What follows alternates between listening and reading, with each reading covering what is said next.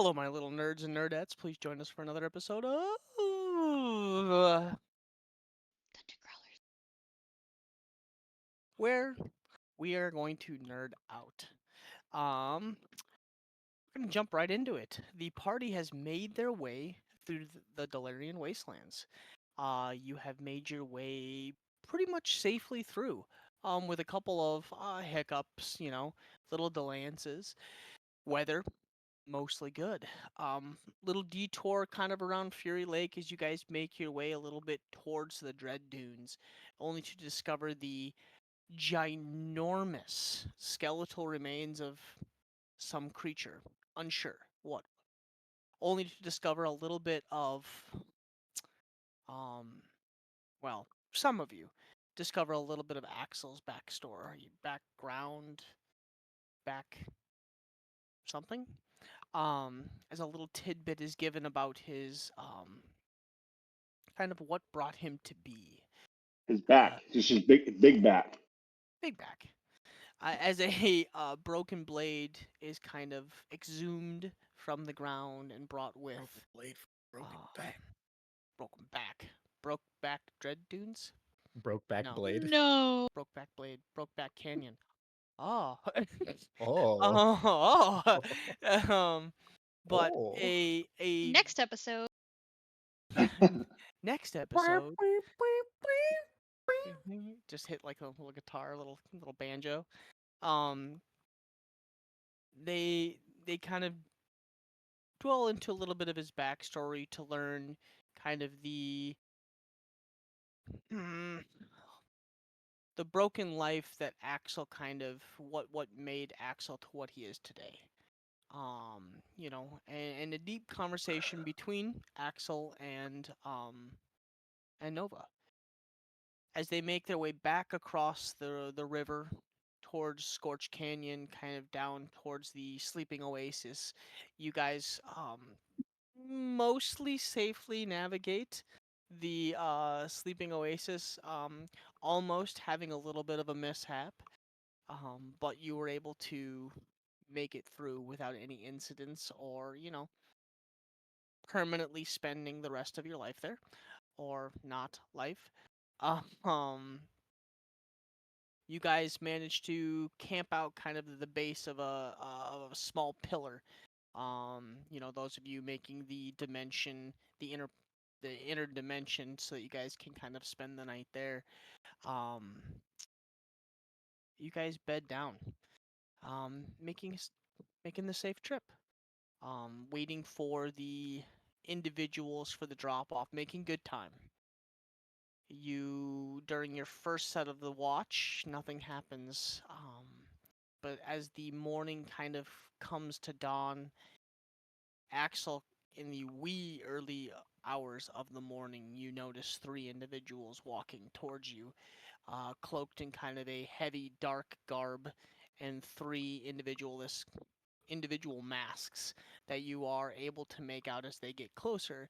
A tall, kind of slender looking male seems to be wearing a chromatic red mask. An individual that is kind of on the slimmer side, um, a chromatic green, and a almost large, bulking figure to the far right of them, a chromatic black. Uh, as they make their way towards the party, I would say at this point it's probably around like 4:30, maybe 5 a.m. Incredibly early in the morning. It's towards the end of your that last watch. My It's fourth watch. How far into it? I would say 75%.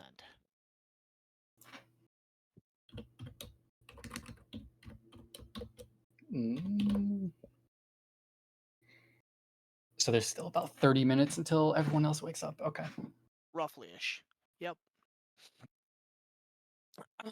So the sun kind of just barely beginning to kind of creep up on the horizon.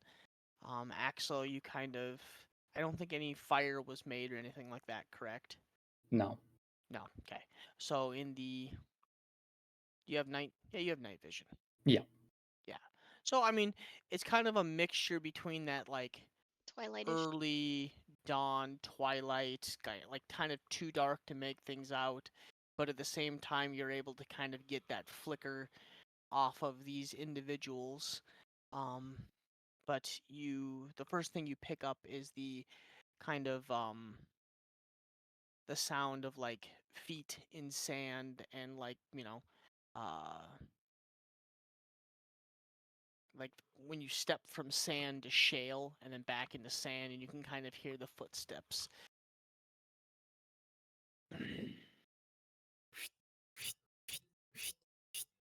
Yeah, you kind of just hear that like the light, and then there's no rush, not like a stealthy approach, but you hear kind of you hear the approach of these three individuals as they come within, we'll say like 50 to 75 feet is when you're able to kind of make out the masks at this point. And is that where we're starting? Yes. All right. The rest of you sleeping, meditating, passed out. Axel, your ear kind of perks up as you kind of you're not resting, but you kind of take that moment where you like close your eyes and you kind of like, you're just like squinting and like resting your eyes for that like 5 minutes. And all of a sudden, like your left ear kind of just like pops up and you like quickly open your eyes and look out into kind of the dark twilight, um like the dark twilight, and you see these three individuals walking towards you now. Yeah. I probably would have been like leaning on sort of like a stone pillar or stone formation right next to where I'd set up the tent. So I'll get off of it, sort of make sure my shield strap is tightened or properly on my left arm, and I'll walk out to meet them. Okay. You stand up and strap the shield on, kind of tighten. You take that moment to tighten the braces of your armor that you have on your chest, and kind of just do like a not like a full check, but you're doing kind of like a quick check as you walk. Like, okay, is everything strapped on? And stand up and kind of you clink a little bit. As you stand up, you begin to walk in the general direction of these three individuals. Nova, as Yes. you lay in bed and you toss and you turn, like that last 30 minutes before you rise, you can kind of feel the heat of the day begin. You kind of like half wake up as you hear the like clinking of Axel standing up and moving. As you do, you kind of like rouse yourself a little bit, and you do. No worries, Diablo. I just did that, bud. Um, you hear the clinking and the movement of Axel as he stands up to meet these individuals, which you don't know what's going on. You just hear Axel move. So you're moving. Yeah, and for you, that's not normal. Axel he doesn't make too much movement and or grab his shield. You've heard the shield move and rustle before. And you kind of do that half wake up, and you do like that half wake up squinting of your eyes, and you're kind of like semi waking yourself up. As you do, and you go to you like sit halfway up on your bedroll, and you begin to kind of like push yourself up like you're gonna make like you're going to push yourself towards the opening of the tent and make your way out to see what Axel's up to and or join him, depending on what is going on. As you push yourself up to your hips and slowly kind of move forward, and you put a couple items of your clothing on, you move yourself to your knees. And as you kind of move yourself in your knees to push yourself up to like get into a crouch to step out of the tent, all of a sudden, a flash of white goes across your eyes, almost like a pain, like massive pain rocks your entire body, mostly psychic. Ooh. And you just hear, "No, don't, danger!" And you white out as an incredible twinge of like psychic energy hits your brain, and you find yourself blacking out, and you go face down into the bedroll in front of you. Oh shit. And as you do, you finally find yourself standing in your hometown before it burned. You see burning starting. You see individuals in much like the vision you had before. The This vision dark of cloaks. these heavily cloaked individuals. And as you focus closer, all of these individuals running around in the night are wearing not colored dragon masks, but generic, just generic dragon mask, wormling looking masks. And they're running, and you see them running up behind people, grabbing the hair, pulling the women's hair backwards, slicing necks. You see men trying to fight back as individuals are running up and running them through with daggers and swords. You see individuals both arms being held out while somebody with an axe comes down the front of them. You watching people being dragged out of homes, women, children, mercilessly decapitated, sliced in half, drug, and then as you watch as the people are slain, being dragged to the center of town and thrown onto this giant bonfire. You watch as you focus in, and the individuals that you knew went through, so I should backstep just a little bit. The individuals that haven't gone through Trials? the trials are the ones that look like they're being slaughtered, but you can tell the ones that you went through the trials with that. Sorry, heartburn. The ones that you went through the trial with, or you knew elderly people within the village that had semi abilities to what you have. You're watching them shackled and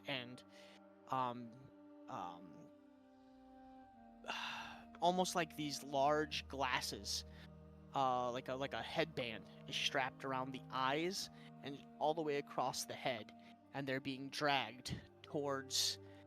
And you're gonna have to help me a little bit because I don't have it in my notes right now.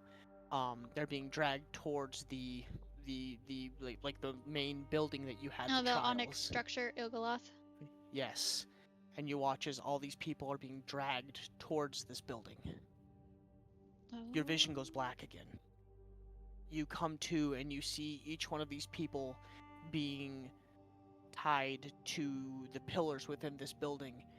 And now these individuals, these tall individuals, and as you get a look, and you see the elders walking person to person as you watch as they reach out, push Oh, the the head of seers? the seers, as they push the heads of these people back, and you hear the screaming as you watch as the fingers flex on the head, and you know this to be some form of psionic attack from possibly the elders, possibly an outside form, you're unsure. But you watch as this elders stand in front of these individuals for moments, and you can see all of the veins popping around the sides of the face, the neck. You see the gritting of the teeth so hard, blood is coming out the sides of the mouth. And after moments, you see blood trickle from underneath the headbands from these individuals. And as a moment goes by, the individual lets go of the head, and you kind of watch the head droop down, and you kind of see like this nodding back and forth and this twitching. And moments later, the monotoned voice of the seer. Cleanse it. And you watch as the individuals bring in this almost case, like this, like almost like circular case, and they open it up. And as they do, they reach in and pull out almost like a slug and set it under the face of this individual as it crawls in through the nose. And you watch it starts twitching and thrashing violently, and then they stop moving completely. And they continue to go person to person, elderly, female, male, child. Your vision goes black again. Pain, incredible pain throbs through your head. You can it feels like somebody is taking a a red hot poker and sticking in through each side of your temple. You feel as if somebody is literally boring into the central nervous system of your brain. Your vision comes to again. You see the elders, or the seers, standing in front of your mother. Your mother strapped to a chair. You see bruises, cuts, scorch marks, the flesh rubbed raw from the wrists. As she sits strapped to this chair, head down, nodding back and forth. You see the elders reach out in unison, all three of them at the same time, and touch the top of her forehead. The thrashing begins again.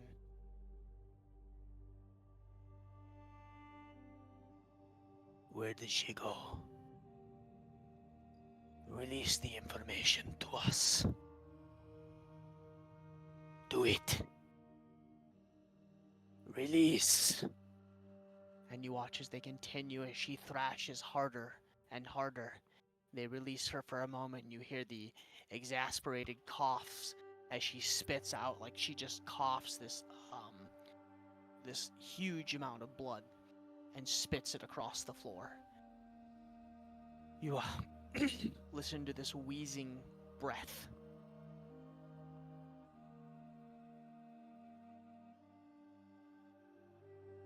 And as it does, she looks up. And in that moment of her looking up, you see a giant red dragon mask staring down at your mother. And this giant hand reaches back over and puts his hand on top of her head again. And like the red hot pokers again to your brain, she begins to thrash, and you feel like you are her, and you are in that moment with her. As she thrashes for moments, finally he grabs her by the neck, pushes her back, and he takes one of the almost slug-like creatures and pushes it straight up into her nose. And you watch as she begins to thrash again, and all the veins on her neck pop. You watch as she begins to bite so hard the tip of her tongue falls out of her mouth. And 30 seconds goes by, and your mom ceases to thrash and stops moving. As he grabs the top of her hair and tosses her across the room, he turns to the rest of the individuals in the room. Oh, 1 second. Okay, be there in a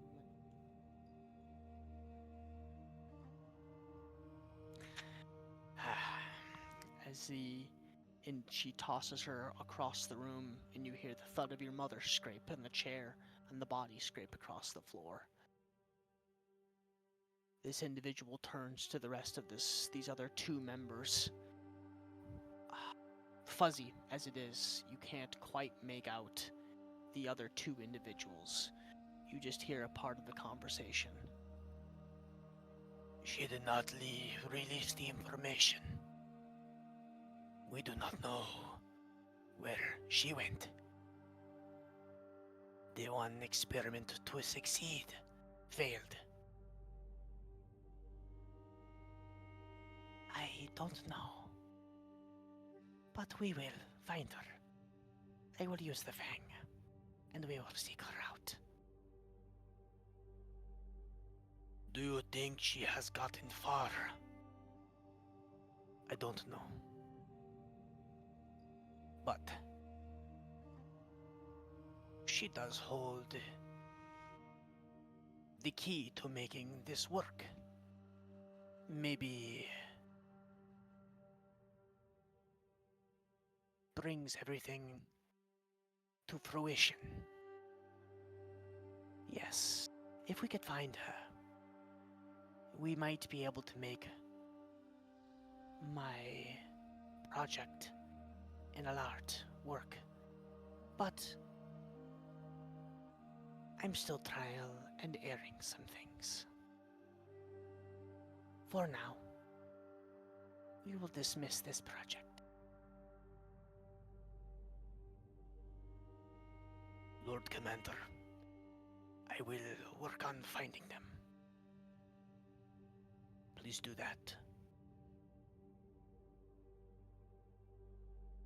Your vision zooms out, and you see the town on fire, kind of what you had seen before.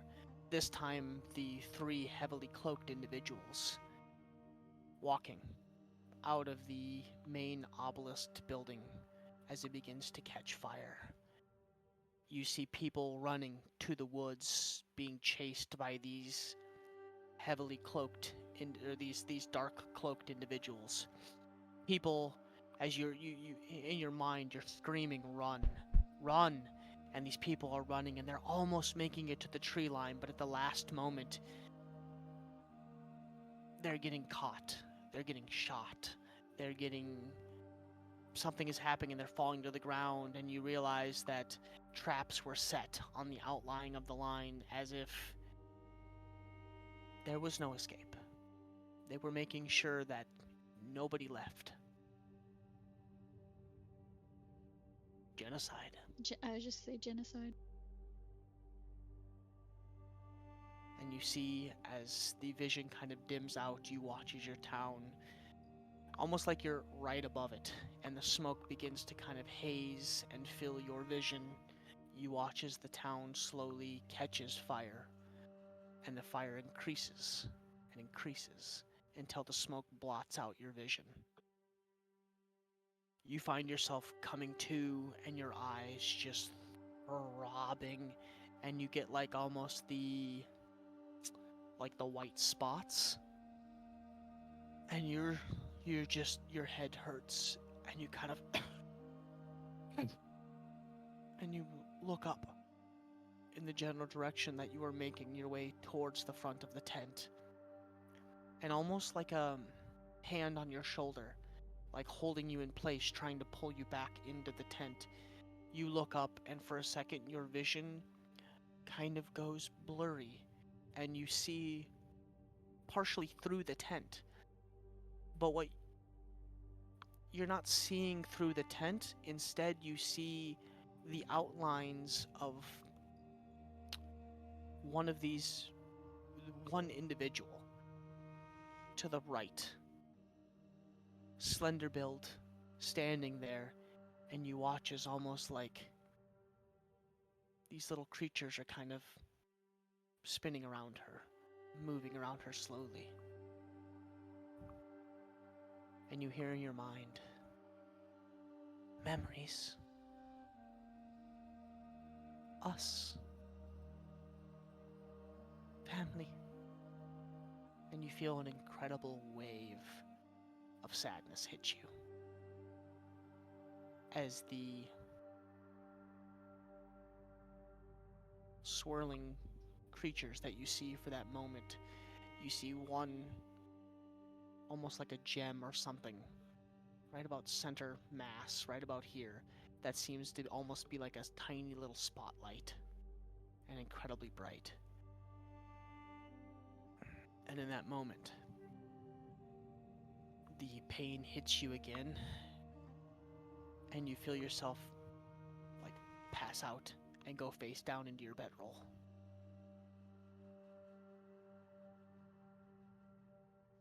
Axel. Fuck. Wait, before you moved on, I Yes. imagine a lot of that was like similar to Dream, because I was gonna question if there would have been any noises made just from the amount of pain. Imagine she would have shouted or something with that pain, but if it was No shouting, mental, but okay. you kind of like you feel like somebody's stifling you, trying to keep you quiet. Oh, okay, fair. Yeah. 1 second.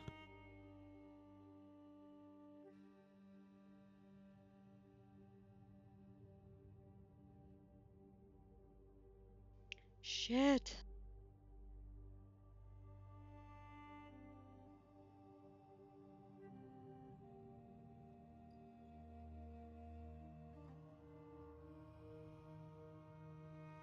Jeez, Marta. Shut the door. Okay, Grandma. Where do you think I learned that from? Shut the door.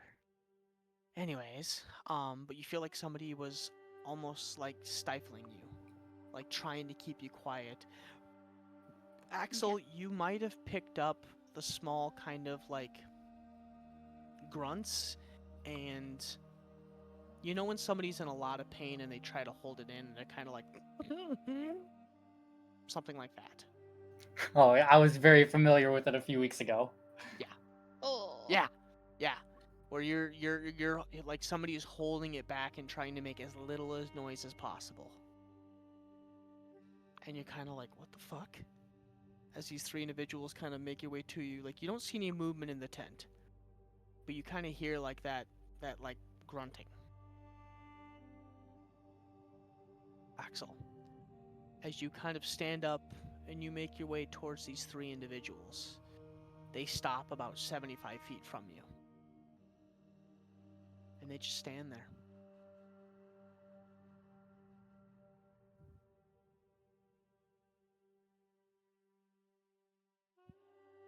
I'm just gonna do the same thing. Just keep a close eye on them and not move a muscle. Okay.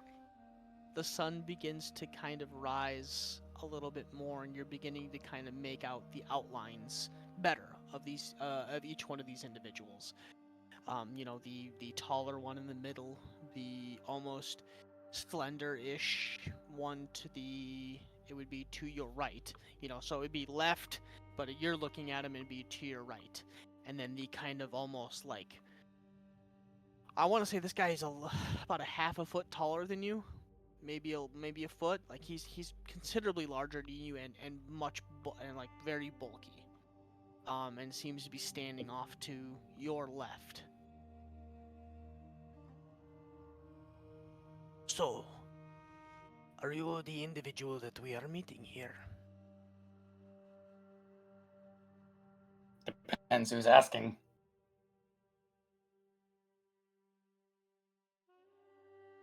No, I forgot the.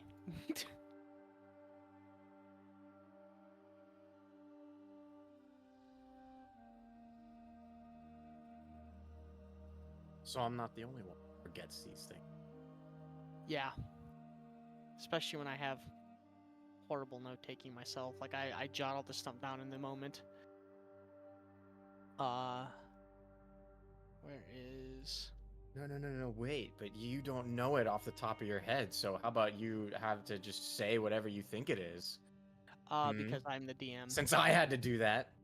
I'm the DM, All right. that's why. Go ahead and roll 1d8 damage while you sleep. Psychic damage, Strat. Thank you. That's 4. Cool. I took 4 psychic damage. I'll Okay, just go fuck multiply that myself. by 10. No, I'm just kidding. Yeah, no, it's. Yeah.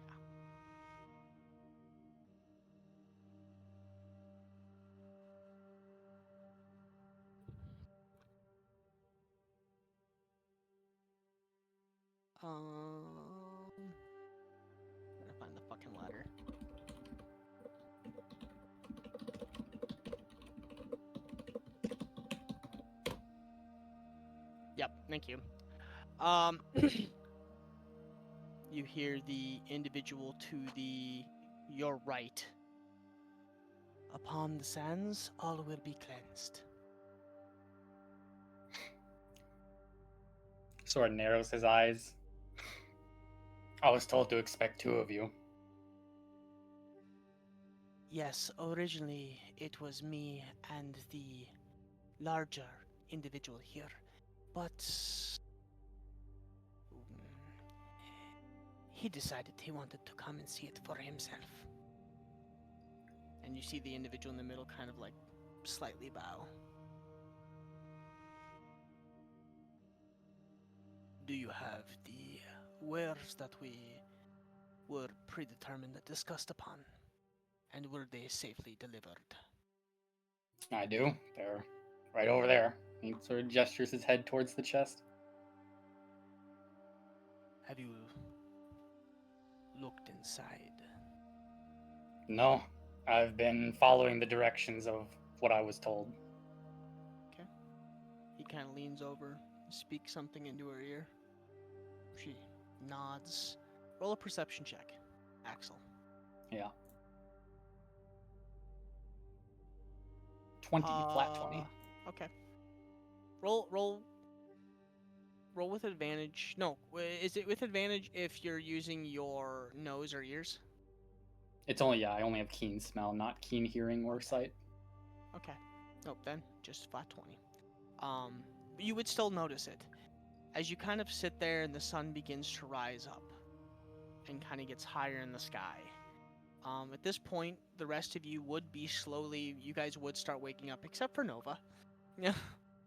Yeah, fuck you. It's but probably for the better. But the rest of you, you are awake at this point, or beginning to wake up.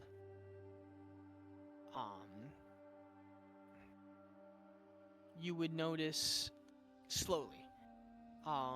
You would kind of like, you'd be watching these three members, but then out of the corner of your eye, you see movement. And then out of the other corner of your eye, you see more movement. And then your ear They don't see anything. Everyone else besides me and Nova are in the pocket dimension. What's up? They don't see anything. Everyone else besides me and Nova are in the demiplane. Yeah, I'm talking about you, Axel. Oh, I see. Yeah, you notice all of this. This movement to your left, to your right.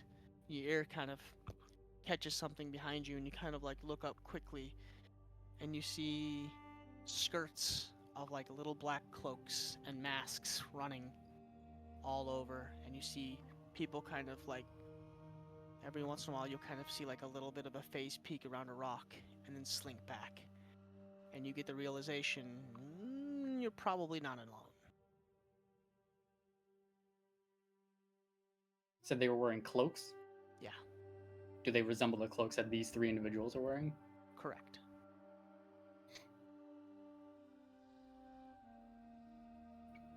You watch as a moment or two goes by. The individual with the green mask reaches out with these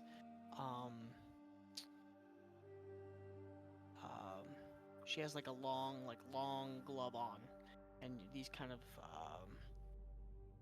what look to be manicured fingers from what you can kind of tell. Like the tips of the gloves are pointed almost like fingernails. You're not sure. She kind of waves her hands over the chest, and you look as all of a sudden a kind of like a magical seal appears around the entire chest. It is intact. And you watch as she opens the vent. She looks inside. Several moments goes by.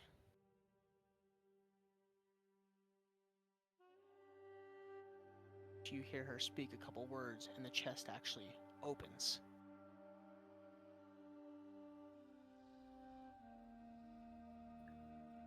Where were you in terms to the chest, Axel?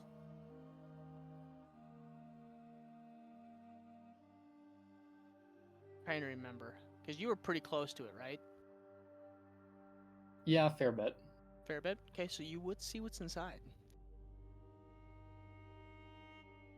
As the chest opens, and you like watch as the three individuals kind of move closer to it, you see a child around 8 years old, dragonborn, female, curled up in a small ball, sleeping on this almost extravagant-looking bed. She still breathes. The wares are in perfect condition. I see that we chose and trusted wisely to go through your benefactor. I assume he would be paying you well. I will add a tip on top.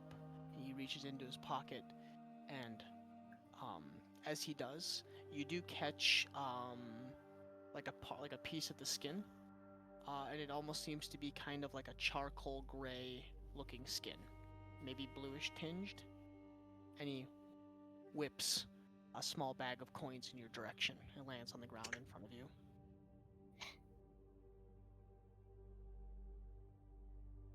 Are you sure you don't have anything else for me? I do not. Can't remember if I was supposed to or not. Yeah, I'll copy and paste it to you. Yep, thank you.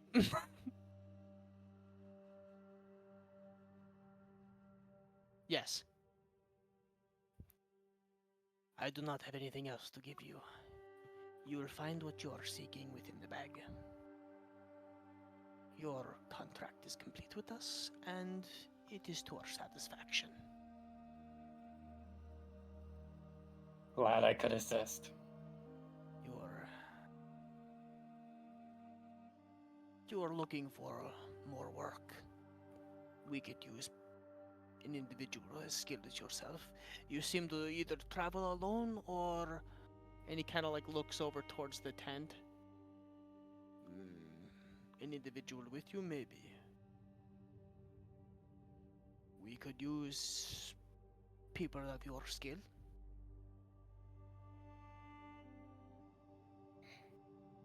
Say I was interested. How would I find you again?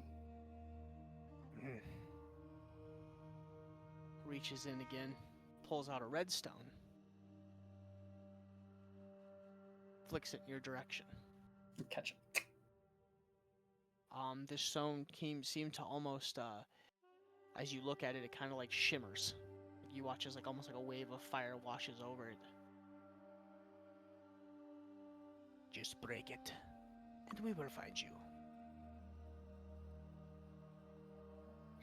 Very well.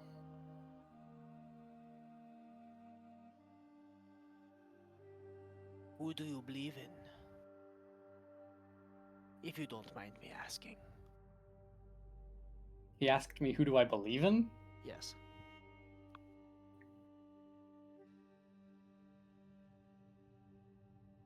I don't believe in any god, if that's what you're asking. The only thing I believe in is... And he sort of gestures to his left hip where the sword is.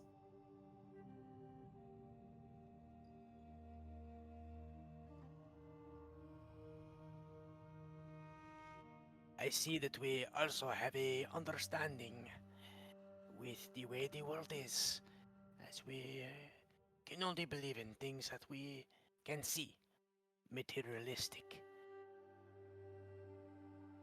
You feel like this world has wronged you, Noel. Here within our group, you would be accepted as one of us. You would not be outcast from society. We could create a better world together if you are looking for something more than just work.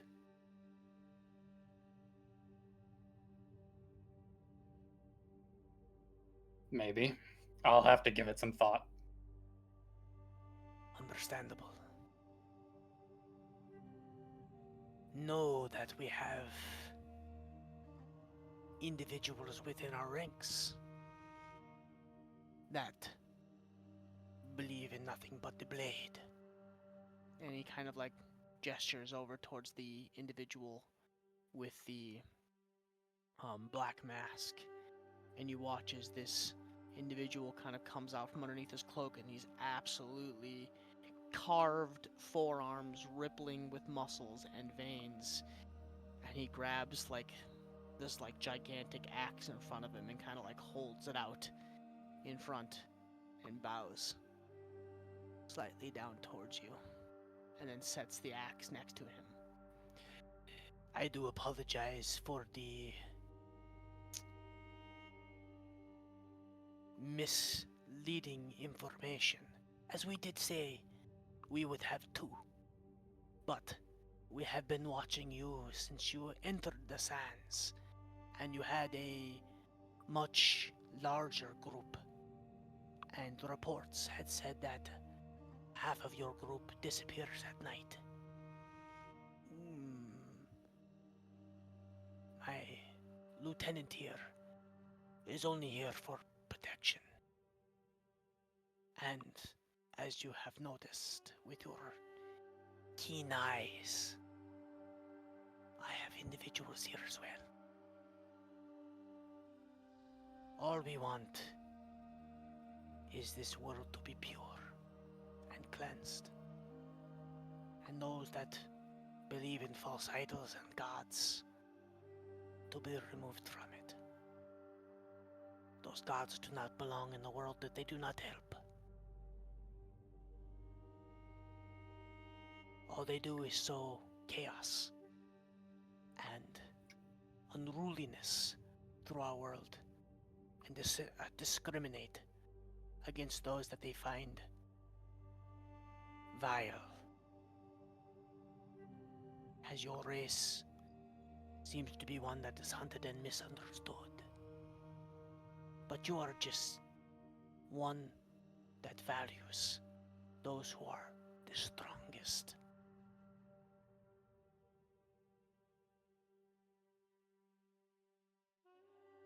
It's understandable why you would bring an extra person along, but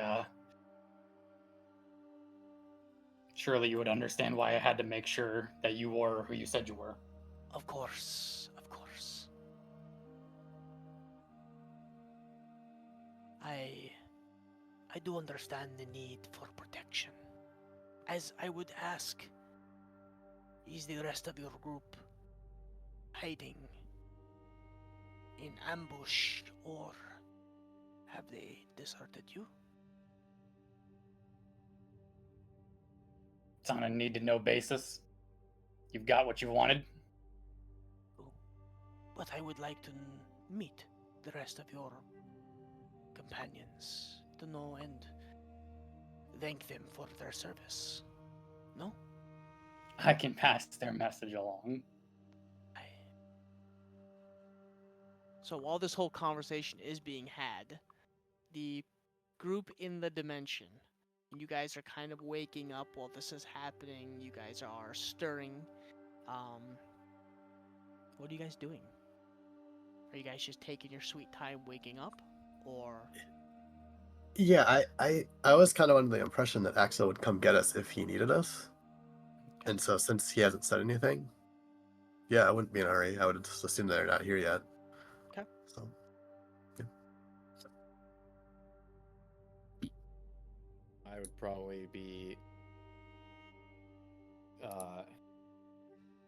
I probably woke up a little earlier than the others, but haven't really gone outside yet.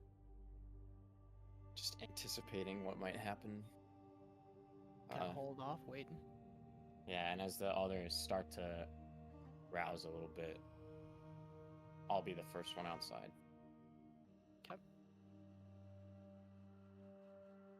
I Evelyn have no idea what's going on outside. Yeah. Of course. So. Well, that's why whenever- I'm asking while this whole conversation is happening. You guys are kind of just like, just waking up, normal day. Mhm. Evelyn and KB. Yeah, I think the same as Sophia. I'm not like I'm not really like dying to be in the desert. So Yeah, it's comfy in here. Yeah, I mean Yeah, it is. yeah, I feel like I'm just kind of gonna chill and have a lazy morning until someone tells me, hey, it's time to get going. Sophia might, as she walks up, take a gander over to see what kind of books that KB would stock in his library.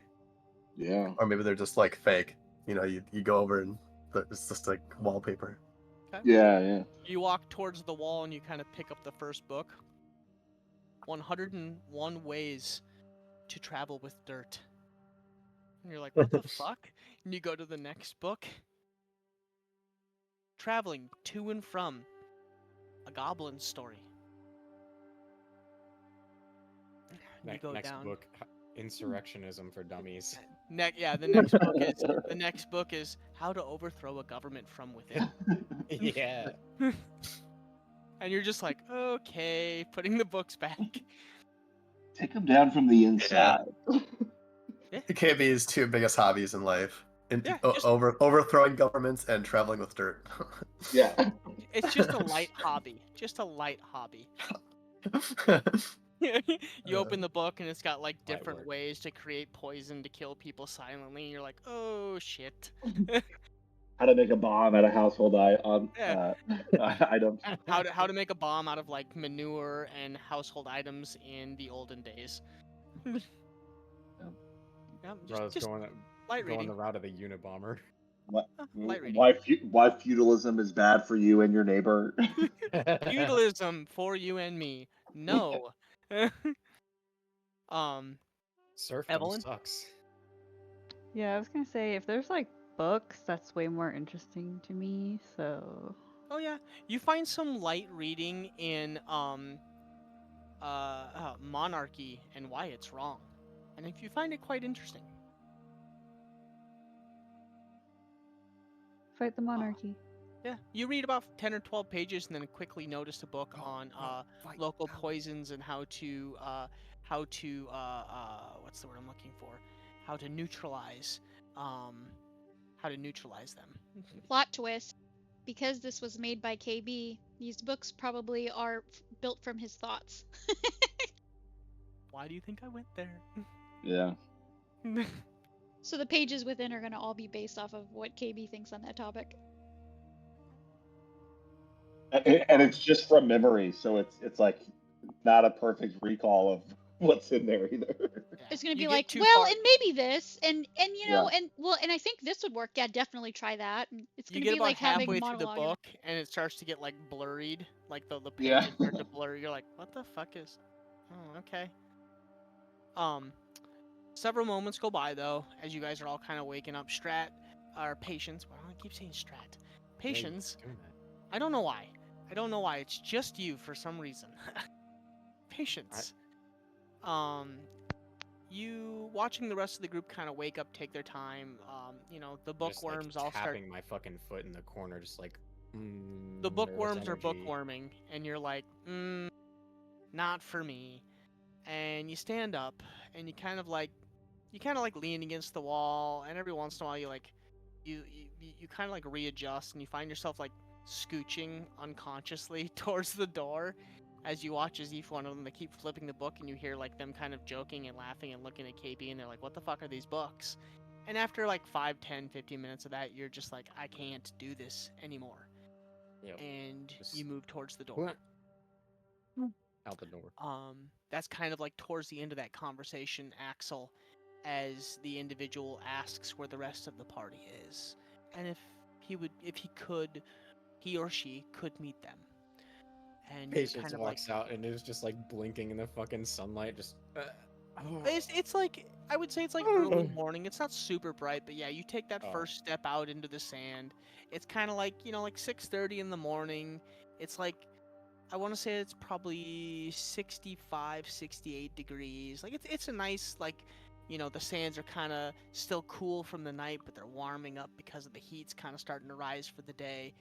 And you walk out right as you walk out, and it's like you see 3 or 4 black cloaked in. Actually, you know what? Roll a perception check for me.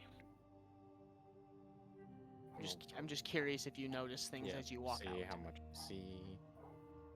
Or if Patient walks out and she's just like, what the fuck? What the Star Spangled Fuck? Yeah. So you take that first step out, and instantly see like these black cloaked individuals kind of like skirting from like pillar to pillar in the distance, and you're like, oh, what the fuck? And then you like, kind of glance over and you see Axel like standing there, not like attack ready position, but like, you know, like shield kind of like set on the ground in front of him, and he's kind of like, his hands not like on his, I'm assuming, Axel, correct me if I'm wrong, but like not on his sword, but kind of like close by, and he's just standing there and he's having a conversation, and it's not relaxed, it's kind of half Maybe ready. a little guarded. Yeah. Yep. He's at low ready. Yeah. And he's That's all. standing there having this conversation as you step out of just all the people see is you just step out of this rock wall. And all of a sudden the three glance towards you quickly, and you see the red mask, the green mask, and the black mask. I'll just pretend like I don't see the people that are hidden. Just like reach my hands to the sky, big old stretch. Just play it off. Like, Good morning. It is nice of you to join us. I didn't realize we were having guests this early. Just a simple transference of property. All right, yes, the thing that concerns my life. Right, got it. Yes. My life and my safety and my soul. Yep, all above board. I don't know what you're talking about. Eh, need to know. Okay. I appreciate that. But it seems like our business is done here. And the conversation was had between us. Axel. No, sorry, not Axel. It doesn't say your name. If I might get your name in case we meet down the road. And he kind of reaches out this, all of a sudden, this like long arm. And takes a couple steps towards you. I will shake his hand or go to reciprocate whatever gesture he's going for. But I'll say, you'll get my name if I decide to contact you again. Fair enough. Well, if you do reach out to us before again, and you do decide to either join us or do business with us, I go by the Red Flame. My companions here, the Green Flame and the Black Flame. And there are others of us. We only make and wish to make this land and this world a better place. One free of tyranny. One free of... What's the word I'm looking for? Not racism. I'm sorry, I had such a good train of thought. Wait. Discrimination? Thank you. One free of dissemination. Discrimination. For your dissemination. Dissemination. People can't Yeah. give out pamphlets. Duh. Obviously, don't give false information, people. Discrimination. Thomas Paine would have been locked up immediately. Right? And bigotry. One where all can be accepted and free. And you feel like this, kind of like a strong shake and a grip. And you do notice, kind of like up the arm a little ways, what you didn't notice with this like long sleeve that's been pulled up a little bit. You do notice like slightly just below the wrist. You see maybe like half of a tattoo, almost like a star. But with the star, there seems to be kind of like a flame in the center of it, but you're not able to make out the whole bit of the tattoo. Or scar. You're not sure what it is. Lofty ambitions. I wish you the best. Greatly appreciated. I do hope to see your group around sometime. But all good things comes to those that wait. If you're ever in need of more counsel, please do seek us out, as we are always accepting those with open minds and minds that move towards a common purpose. Be welcome, be cleansed, and let it wash over you. And they kind of stand back into a taller stance, Fucking cult. and they kind of bow their heads again, and the larger individual grabs hold of the chest as you watch as both sides shut. And patience at this point, with a 22, you would notice as the chest begins to shut, you see the small dragonborn female child in the center of this as it shuts close. Shit, my soul's forfeit now. I saw what was inside. Fucked. Or am I? But as they turn, you watch as they begin to leave. And slowly start to walk away. I'm just gonna stay still and keep an eye on them until they're out of eyesight. Okay. Moments go by. More moments go by.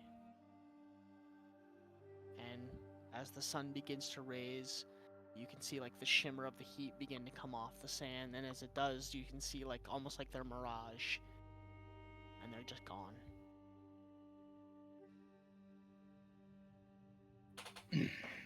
Turn around. Load of rubbish. I'm guessing they didn't have any letters for anyone. No further instructions from our friend downstairs. No. So I sort of look inside the bag. How much gold is there? 25 gold. You're Almost like fucking kidding me, bro. It's like a tip. The what fucking they said. 25 gold. I mean, he probably thinks we got paid for this up front. And the stone is in there, correct? Correct. You see kind of like a obsidian black looking stone. I'll take it out and I'll squeeze it between my finger and thumb.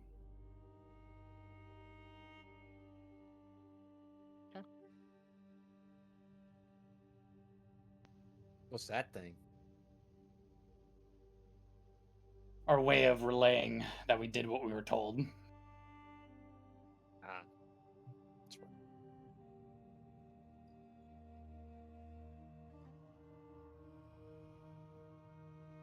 What? Do I need to do something with it? Does anything happen after I squeeze it? Nothing nothing right off the rip. No. But you I'll do give it watch a as you squeeze the stone and it evaporates in your hand. Never mind.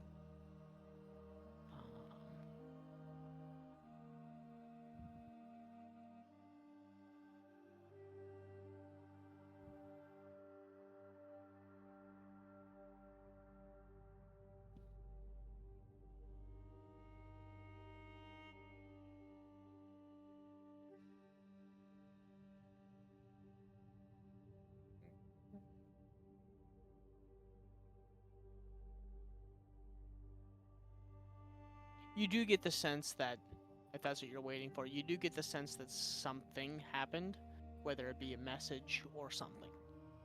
Okay.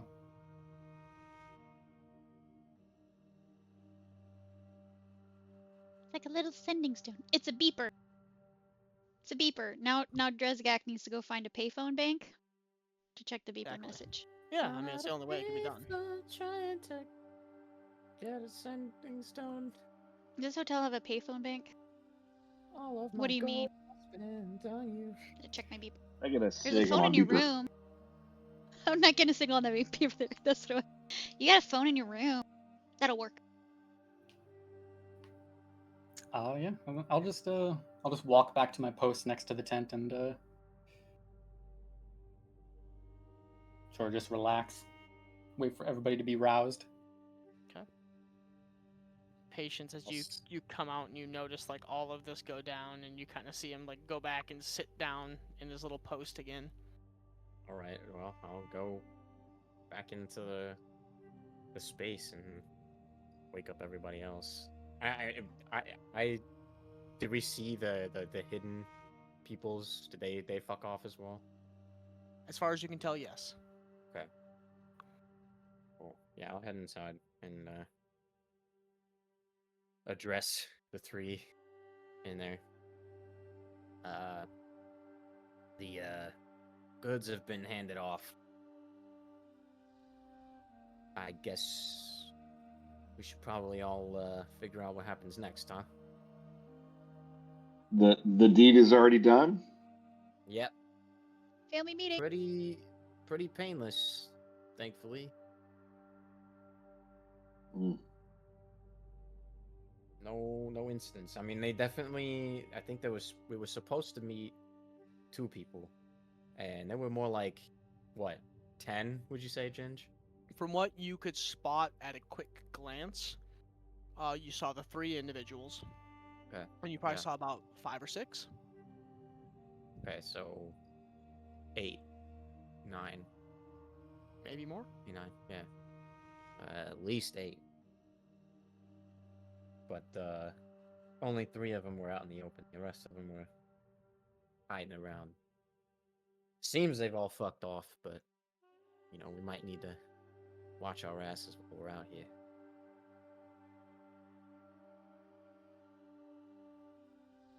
Anyway, I don't know Feel any different? if no, just I mean,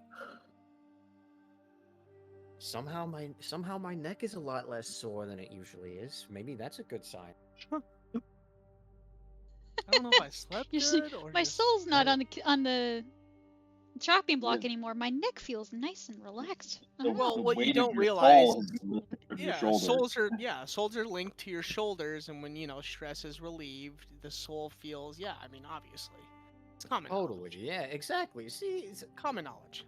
see, this is valid medicine. I know what I'm talking about. I don't know. I wonder my neck hurts so bad. Yeah, your soul's fucked. But Well, I guess we. Need a soul massage? Well, I guess Axel will lead us back out to the desert then. I guess. I mean, we didn't really have a plan after Molten Hammer, did we? That you know what? Let's save it. Save the planned discussion for when everybody is involved. I'll go talk to them and see what they want to. They want to do it outside, inside, what? You guys sit tight. give me 1 minute. I gotta go kiss and hug babies. They keep bothering me. Fucking hell. Sorry, I missed that. Patient said she's gonna. Oh, yeah. See if everybody wants to meet, maybe inside the demiplane and talk, as opposed to like outside where there might be people lurching about. Yeah, I mean, I didn't see or I didn't hear the thing about like, oh yeah, we've been watching you guys since you entered the desert, but like the fact that they had people in the shadows watching, Creepy. logically, there's probably still some of them around somewhere, or there could be. Their names will be easy to remember. Red mask, I'm the red flame. Green mask, I'm the green flame. Black Mask. I'm the Black Flame. Wow. How Really? creative. No way. How'd you come up with those names? Let me guess, the one with the purple mask over there is Purple Flame? No, that's Ted. Ted just tags along. Hi guys, I'm Ted. Not been indoctrinated yet. He doesn't get his flame name yet. Mm-hmm. Flame name. And these guys sure are flaming.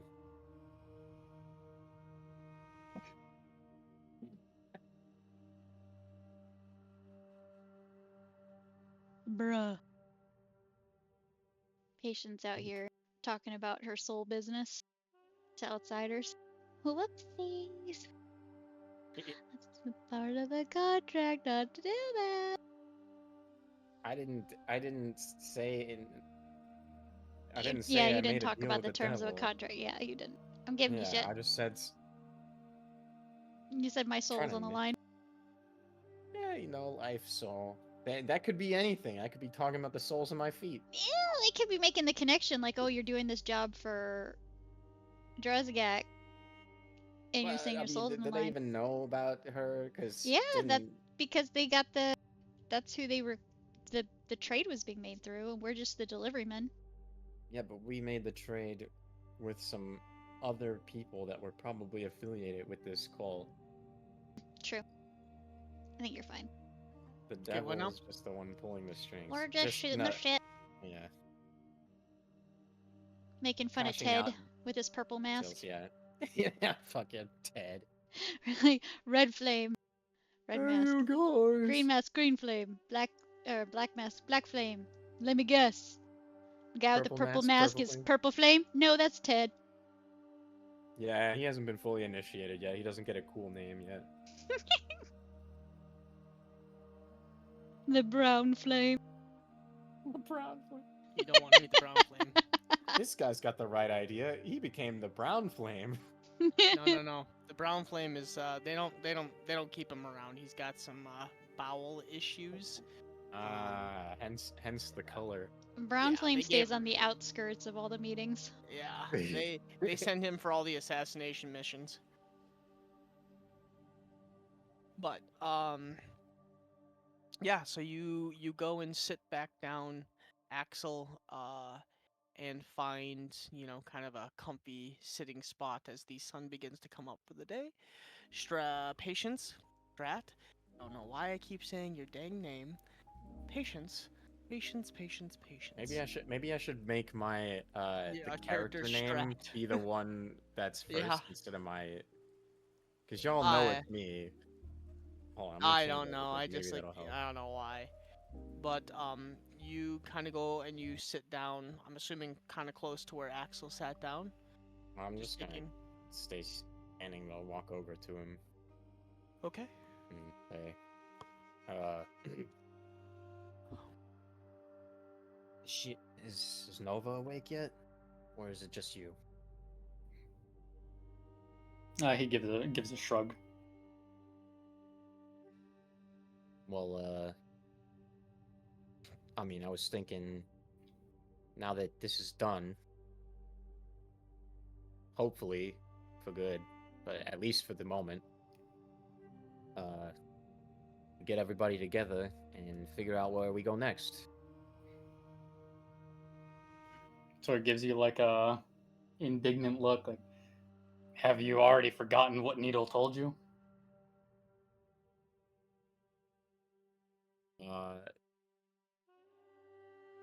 Wait.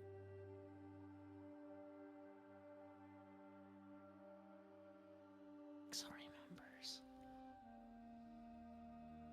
It's been a while. I that did Needle, happen. and I'll be nice. Patience, since you rubbed it in my face and I fucked up. Basically, Needle basically gave you an insight telling you that no matter what you did, even if you finished this quest or delivering on time, you were gonna get fucked over. Like, she would find a reason to say that you messed something up and that you didn't fulfill the contract. So then maybe Well, I mean, can't do nothing about that until I get further orders or whatever.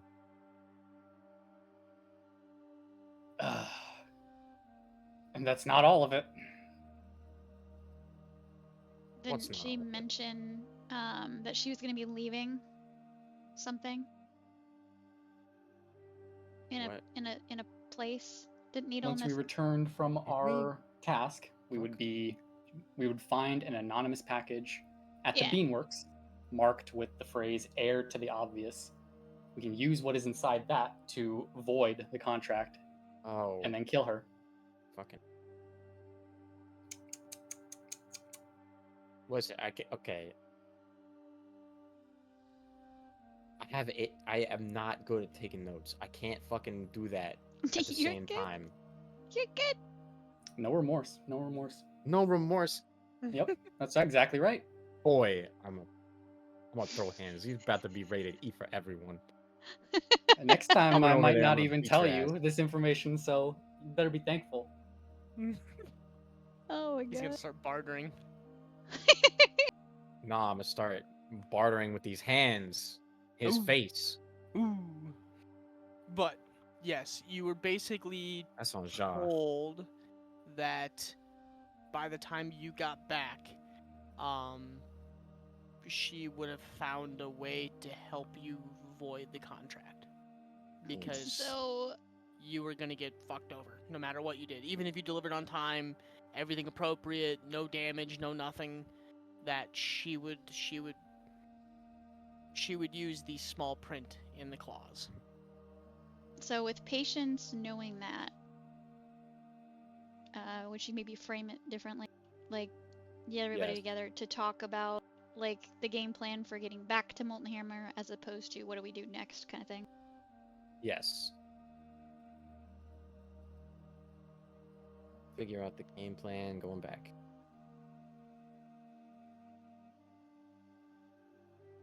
And maybe we should do it inside the portal. I don't think they're still around, but I don't know. Feels iffy.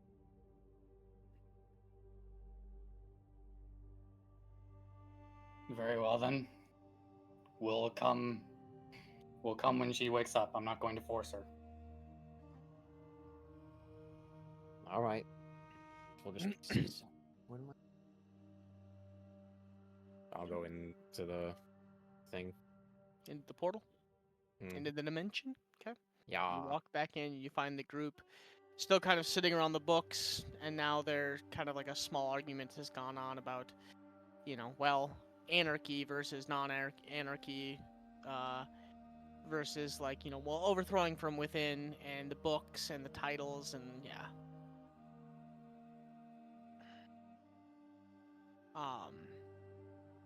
But as you Yeah, enter you the walk dimension, in and KB's telling to Sophia, and you just hear him go.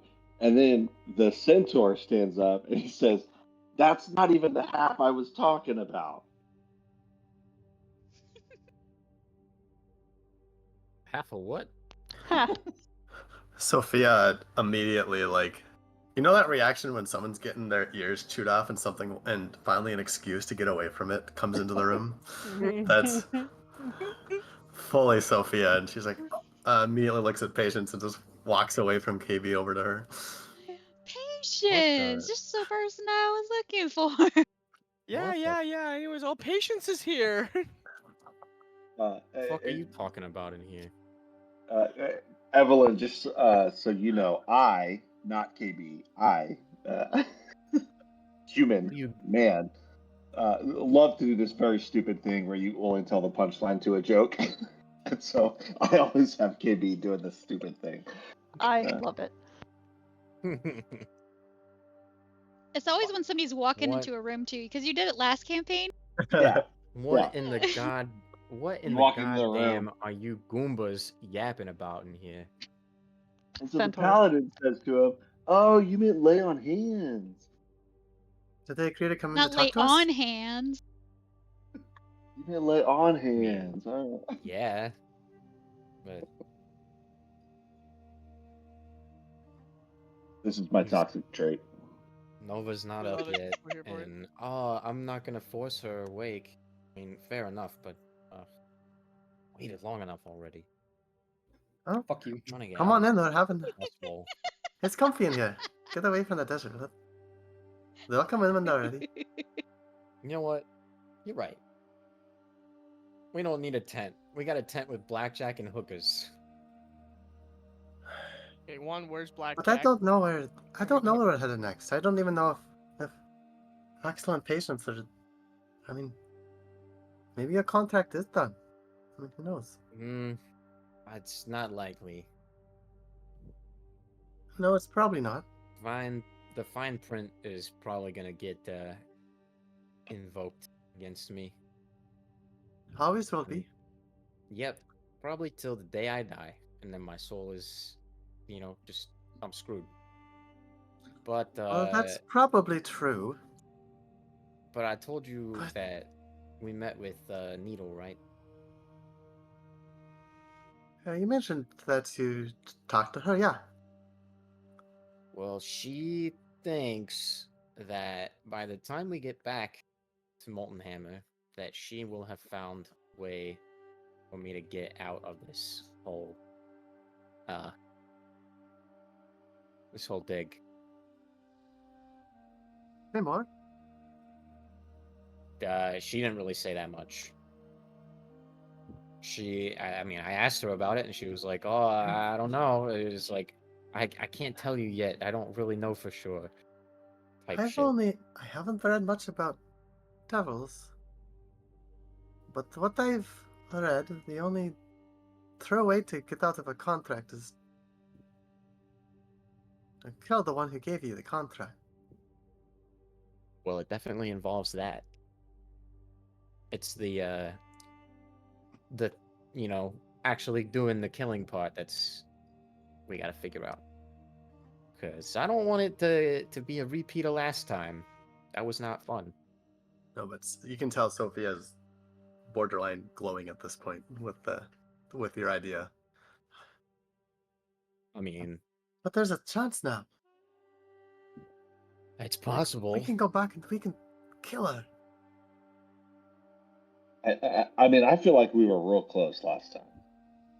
We probably were, but I think we had I a don't shot last time, and if with Needle's help. well, yeah, if she helps us, that's an extra person in the fight. Might And we increase know our what we're odds. against this time. We know what we're against. Yeah, just that whole thing that she does where wherever you hit her, she hits you back. It's like, man. That shit hurt. I don't know how she does that. I wonder if I could. I mean, I'm kind of like a devil, right? Maybe I can do the same thing. Sophia kind of eyes you up. With a little more practice, I bet you could learn to reflect things thrown at you. Oh, I can already do that. Oh, never mind. Yeah, that's fourth level, bro. We're level 6. Now, I've seen you Still throw got some- stuff back. You've caught arrows out of the air. That's true. That's true. I don't think she does much with arrows though. I don't know. Maybe KB could shoot me with his whatever thing, and then I could catch it and throw it. Yeah, Well, what did you miss? First we kill Ufrin, and then we kill Donovan. 2 devils down. Hell yeah. Sophia kind of clenches her fist. Oh, I can't have my soul given up before I get to beat that guy's fucking face in. Well, before you gave me hope that we could kill your contract, that's what I was going to suggest. Is at least if you're going to give your soul away, you can take Donovan down with you. Oh, I would enjoy seeing him in hell. They'd be right down there with you, and you could beat them up forever. Let's go, motherfucker. You and me, mano y mano, for the rest of time. You know, that wouldn't be so bad, actually. Sure, I'd get my ass kicked a few times. But at least it'd be fun.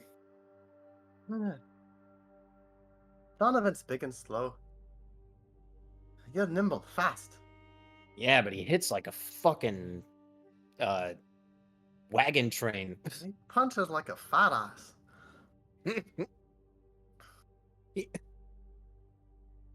Yeah, but oh man, I will never forget the feeling of hitting those couple ribs that he broke.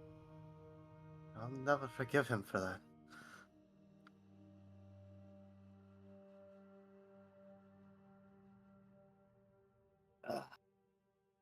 Anyway.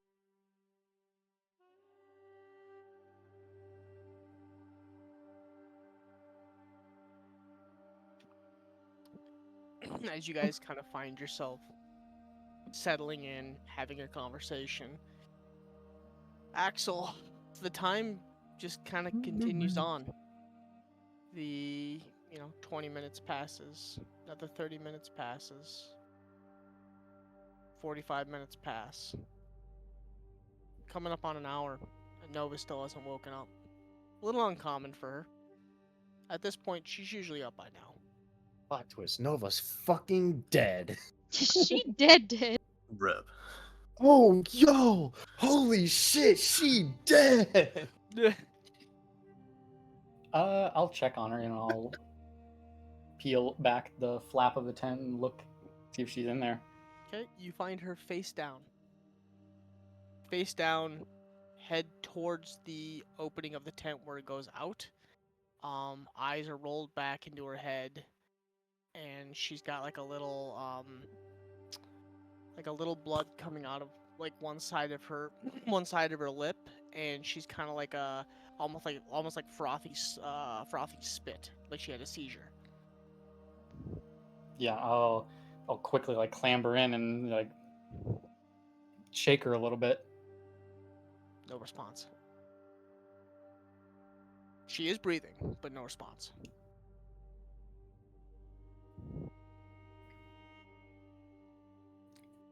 And temperature seem okay. Yeah. Just do like a rudimentary checkup, like all the usual things. Like nothing seems out of the ordinary besides what you've already described. Yeah. Color's a little. I mean, it's a little off. She's already like a blue, like a light blue. I mean, she looks a little more light blue, but you're not 100% on that. I mean, you kind of like you peel back the eyelids, and you try to pull her eyes down to see her pupils, and they're just. I mean, they look okay from as much as you could tell.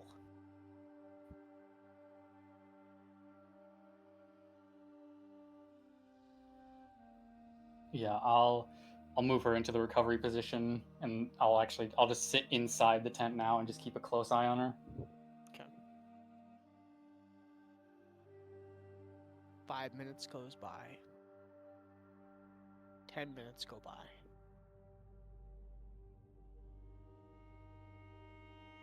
Nova, you find yourself slowly kind of waking up to like an acidic-y, like metallic taste in your mouth, and you find yourself kind of like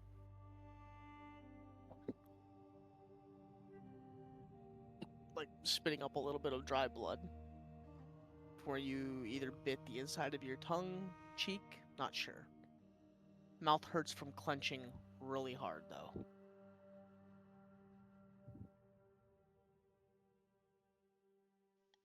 And to imagine like waking up feeling like this, probably like kind of what you described before, like the head pain or cyanic pain, probably like head's pounding,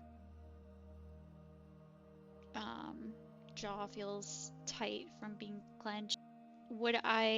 So outside of like those normal feelings, everything that hit me before all that happened, I imagine I have full recollection of that. Okay. Full recollection. Yep.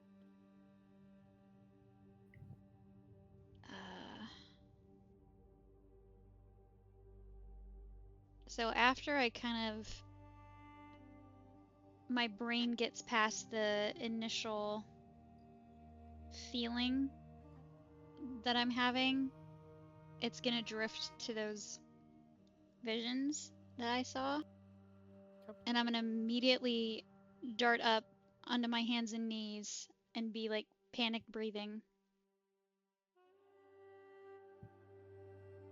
And without like another moment, I'm gonna dart towards the door, which I know I was kind of right in front of it, but like swing my arm to open the door and look outside to see if those individuals are still there.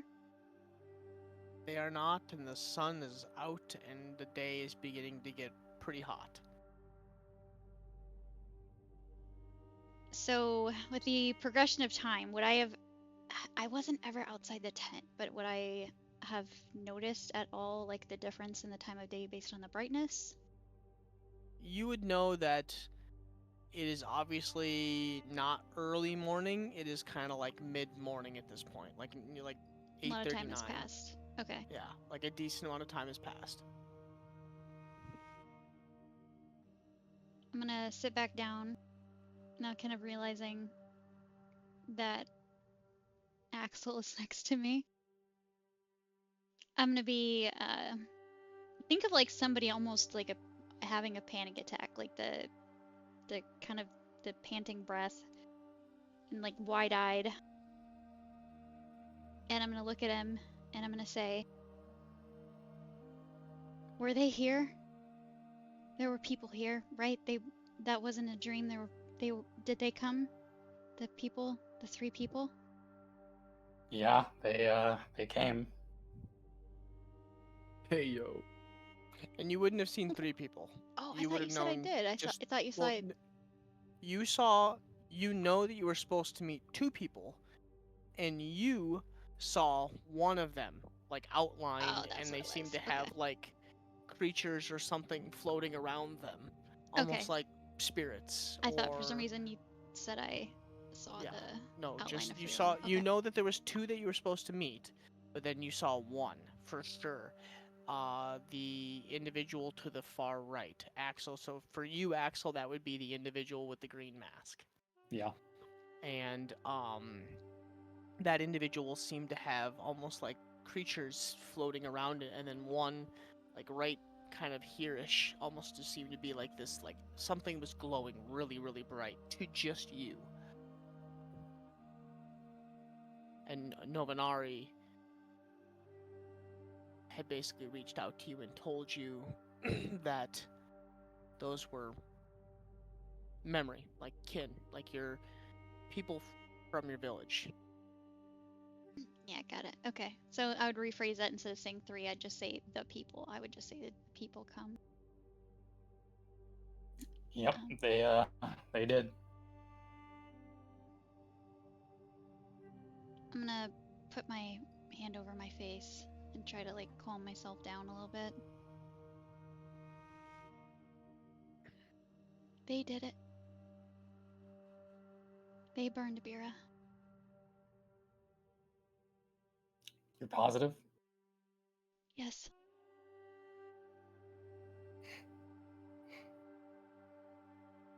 Some When they were here, something happened. I'd woken up and I was gonna get out of the tent and I started to see memories or visions.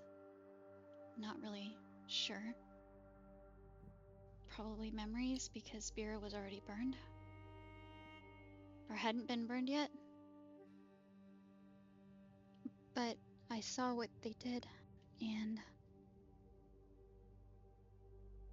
they killed everyone and did something to others, and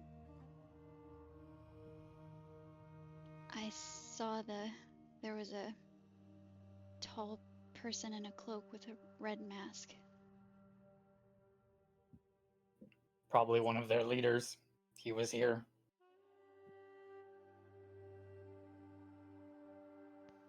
I'm gonna have a kind of an exacerbated look on my face. And they're looking for me, from what I could tell.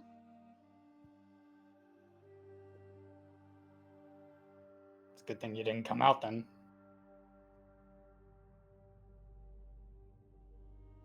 Yeah, she stopped me. I think that's why I didn't make it out of the tent.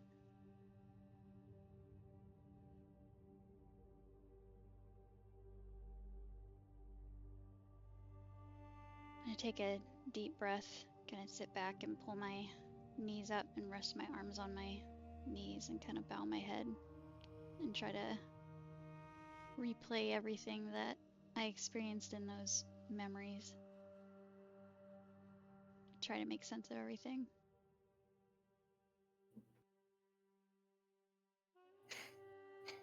Axel sort of just lets a snort out of his nose.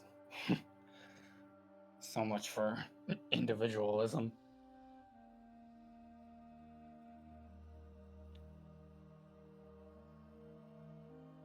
I think they're trying to, or I think they were trying to kill my people. Like, all of them. Mm-hmm. And that might be why they're looking for me. Most likely. But why?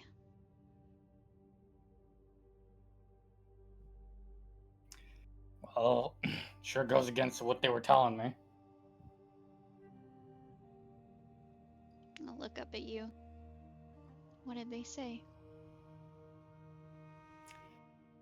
Said their goal was to rid the world of discrimination and bigotry. Yeah, that definitely doesn't track with what they did.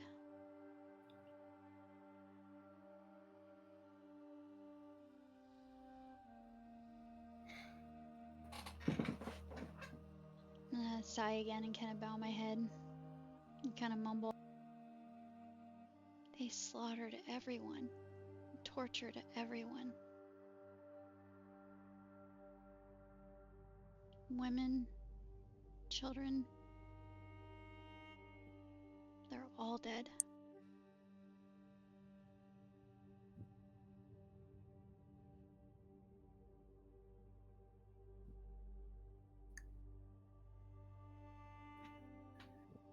The three that I spoke with, they didn't give me their names, just their titles. The color that corresponds to their masks, and then the word flame after. You remember Needle's letter? It was like, through fire all shall be cleansed. Or something like that. The hidden text. It said that the drop-off would be with the cleansing flame. Right? So I think we can pretty So- confidently put a name to these guys.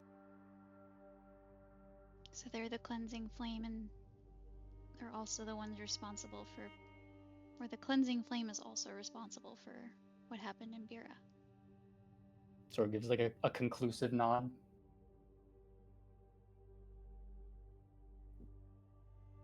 Did they say what was in the chest? Didn't have to. I saw it when they opened it. Was a little dragonborn girl.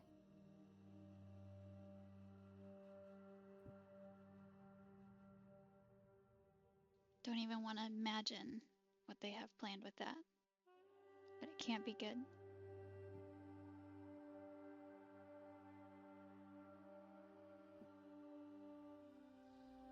What if they're killing off that race too? Or not maybe the race of Dragonborn, but maybe a community? Maybe she's somebody they were looking for? Could be.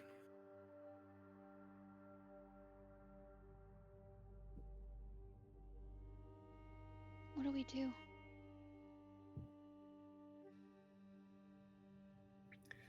Right now or in general?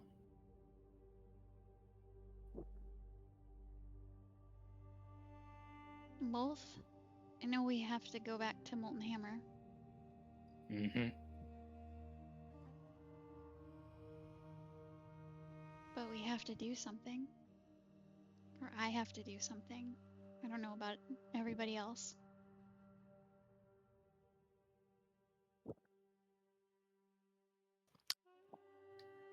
Could start gathering information.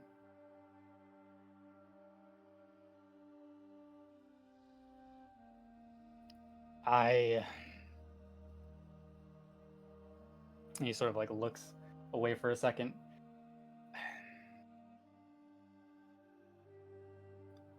Yeah, no. Start looking for information.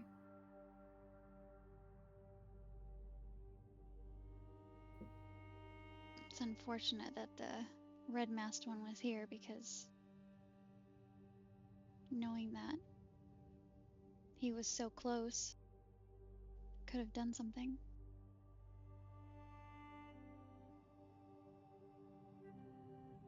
I suppose we'll have to find some way to find him again if he's some kind of leader.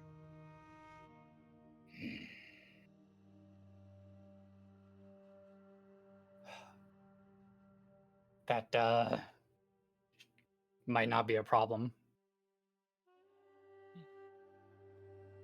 Well, did they tell you where they hold up? Where they're located? No, not exactly.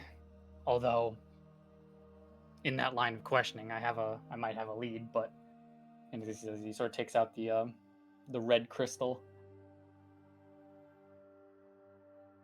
If I crush this, apparently, it'll notify them that I want to speak with them again.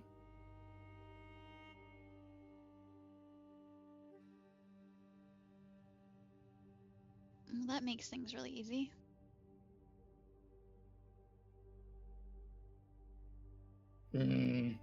Not necessarily.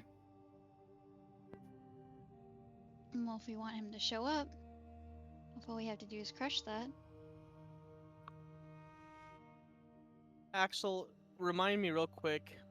You had that move that if you focused on somebody for long enough, you got the gist of their combat abilities or just abilities in general. I cannot remember. I have no such thing yet. I have Oh, sharpness. gotcha. Is that what you're thinking of? Eye for Never mind. sharpness. No, it's That the, is it's the if I Battlemaster. look at like, a weapon, I can instantly tell you like everything about it, like where it's Exactly. made, where the materials Okay, were gathered. that's what I was thinking of. Okay, never mind. Sorry, continue. My bad. Oh, but yeah, I said it might not be that easy. What'd you say afterwards? Oh, I basically just kind of pushed back and said, well, if we want him to show up and all we have to do is crush that, then he would show up. Right, but they weren't traveling alone. They had sentries stationed all throughout the canyon face. And he did say that they had been watching you since you entered the desert.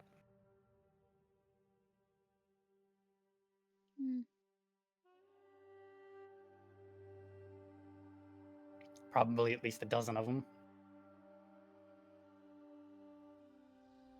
Then yeah, I guess all we can do is try to get some more information.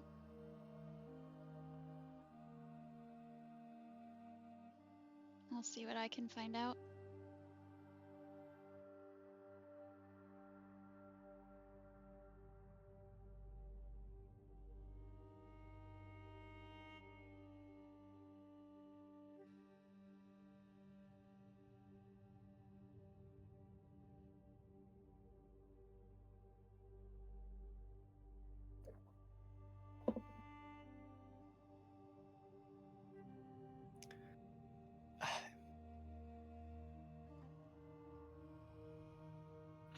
Regarding the...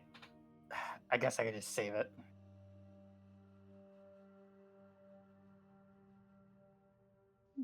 Save it. Was that in character? Or out Yeah. of character? Okay. Oh, this is he talking about the stone? No. Save what? The others want to talk to us. It'll probably come up in the conversation.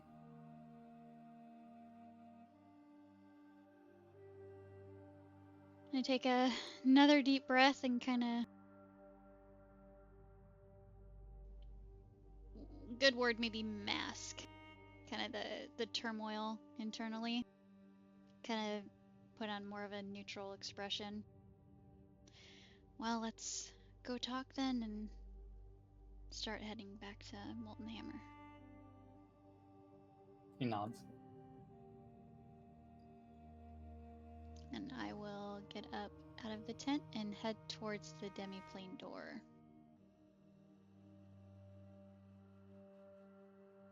As we're heading there, he'll hand you off a small pouch of 13 gold. I will accept it and I'll tuck it into my pack before we go into the demi-plane.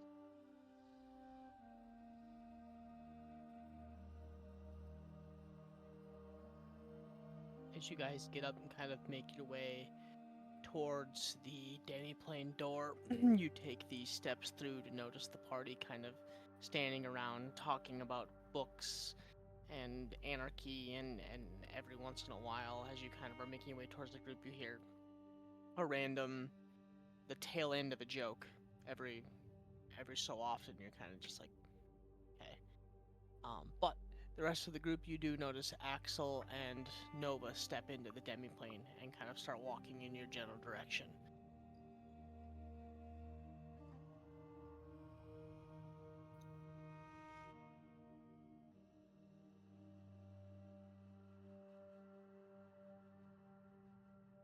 Well, morning. I'll nod.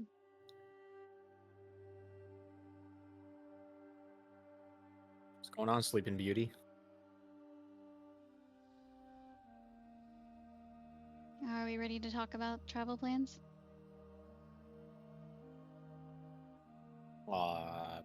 Ready if you are. I will imagine, are there chairs in this space, or is it kind of like one of those, beanbag floors? Beanbag chairs all over the floor? Yeah, no, there's probably like wood. Well, I don't know. It's not that big. There's probably like some benches and things to sit at. Maybe even like a desk. If there's a bench, I'll take a seat on the bench.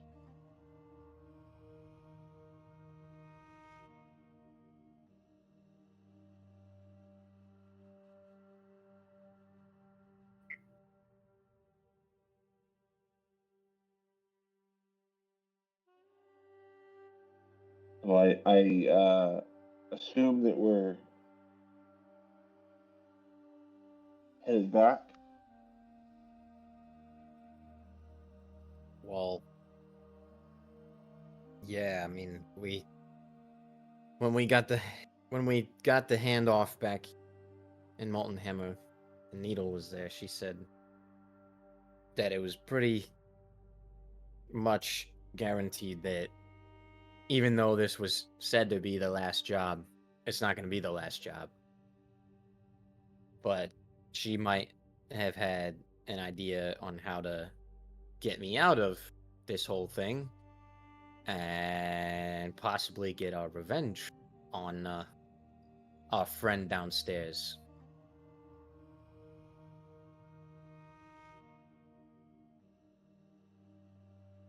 So, but she said that by the time you guys get back, it should be ready.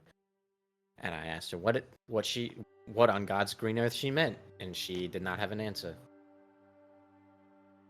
Just that whatever item that she was gonna get was ready or something.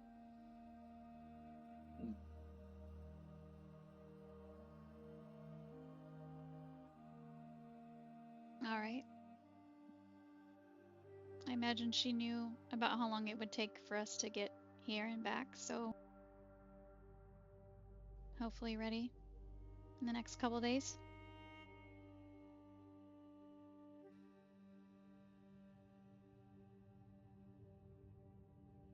Yeah, I mean, I am ready to be out of all this sand.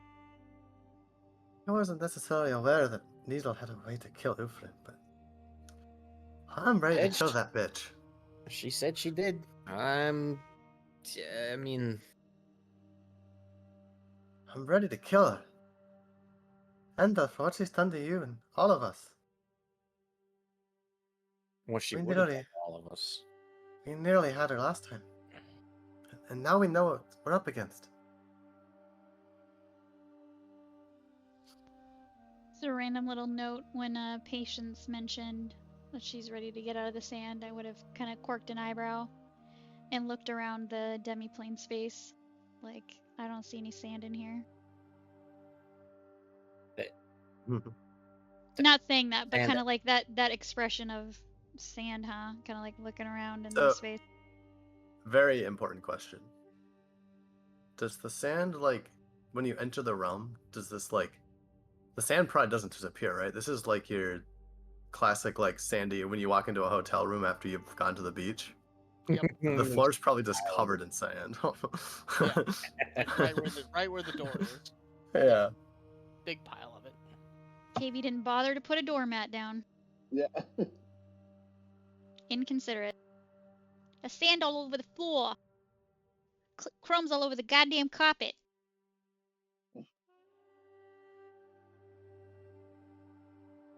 Sorry.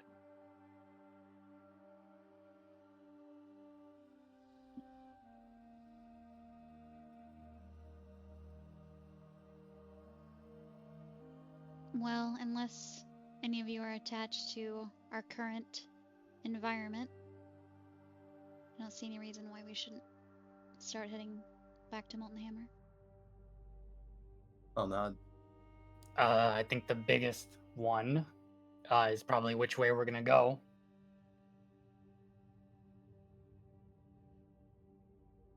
The individuals who picked up this coffin, I didn't see them, but are they to be avoided? I would say so.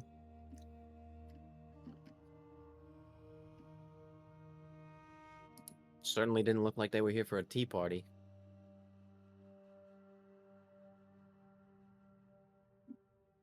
But we delivered what they wanted. Why would they have a problem with us? I mean, I don't necessarily, assuming they do. I was asking I was asking Axel or Patience, the ones who saw them.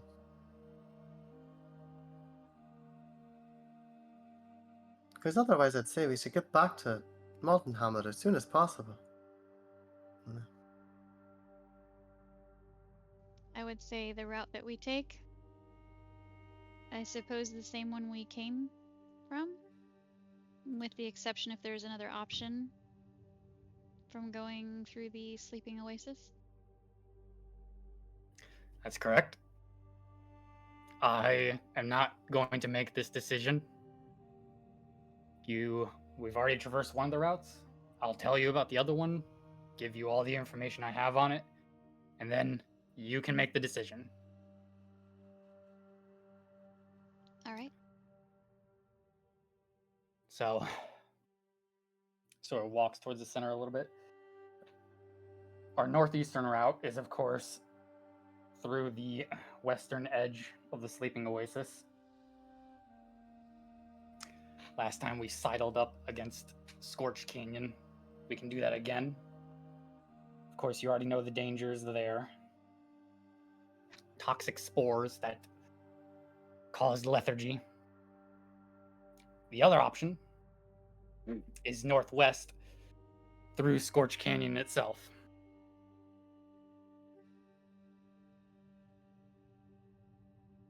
Scorched Canyon is I struggle myself to call it a canyon. I'd say it's more of a gorge. It is mainly home to wyverns, rocks. Depending on who you ask, Some say they see juvenile dragons around here, but that's never been confirmed.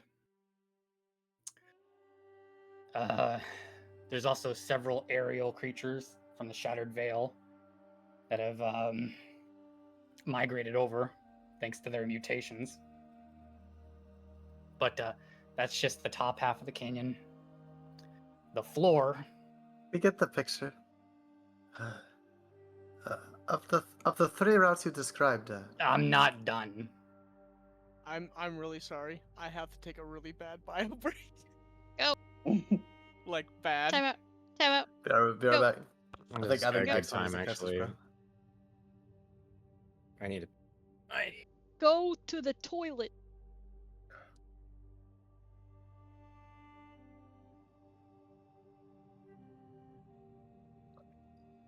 Sophia seems impatient, Axel, but you would have noticed her actually like paying very closely attention to the descriptions of the routes you told. Okay. But he wasn't finished. But yeah, you lost her when you started going through all the things that you'd encounter. So he's only describing 2 routes. I thought you described 3 so far. I think he's trying to make sure we're aware of what could potentially be an issue in Scorch Canyon. Yeah.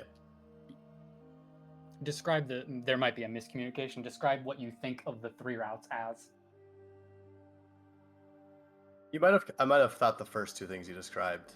I thought you described the original route back. Mm-hmm. And then you described the route through the toxic area, and then you described the route through the Scorch Canyon. 1 and 2 are the same exact thing. Okay. Yeah, the original route was the spore. Oh, right. The spore area is the toxic area. Yeah, that makes sense. So we would basically be going back the way we came. Yep.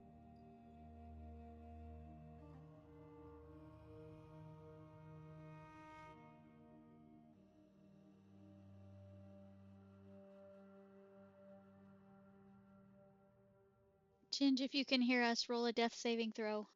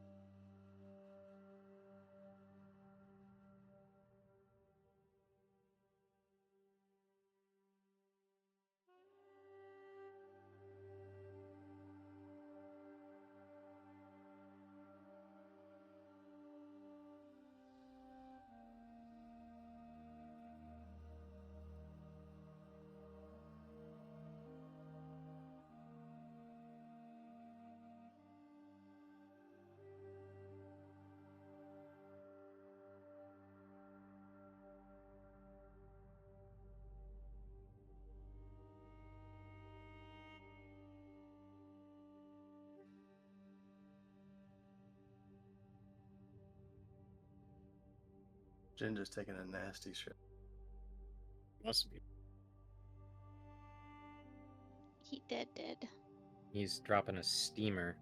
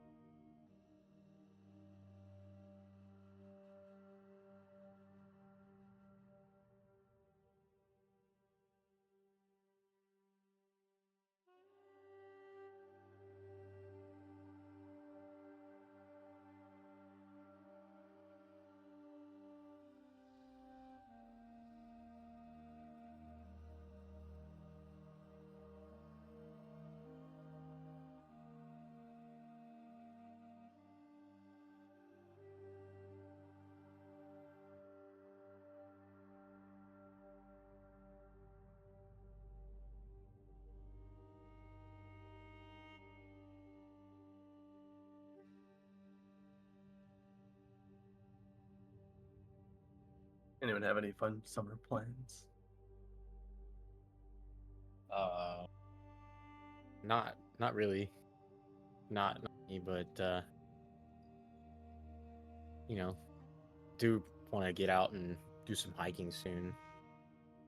Hell yeah. I'm thinking about trying to get Michelle to go down to the gorge with me, Red River Gorge. We'll see. Be fun.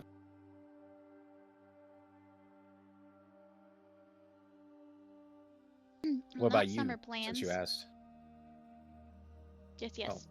No, go ahead. Mine was not about summer plans. I was just gonna say what Michael was playing since he brought it up. I don't have any big plans either. We have my sister's wedding up on the North Shore. Oh, nice. Probably spend a week or so at my cabin at some point. Is it like your cabin or is it like your family's? It's my grandma's cabin, Ah, got it. but I was my gonna say, like, family's it's yours, like whole. my family's the only one that uses it, so it kind of feels like our cabin. Right. Makes sense. Oh, I'm jealous. I could use a week. I could use a weekend or two up in a secluded location in a nice lake. Yeah, our next project is to convert one of the downstairs rooms into a cat room so that our kitty can join us up there. Because that's kind of the main reason we can't stay up there that long. Oh, really? Because the cat can't come up because most of my family's allergic to kitties. Oh. Work. Is the dog's okay though? There, What? right? Your dog's okay up there, right?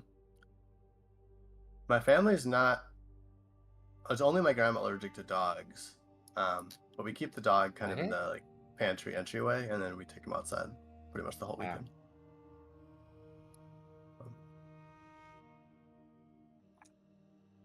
So we're looking to get a new puppy this summer.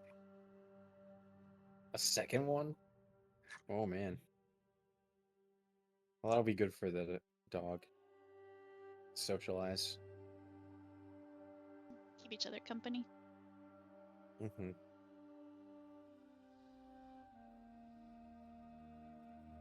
I want to get a pet. It's gonna be a while before I can, though.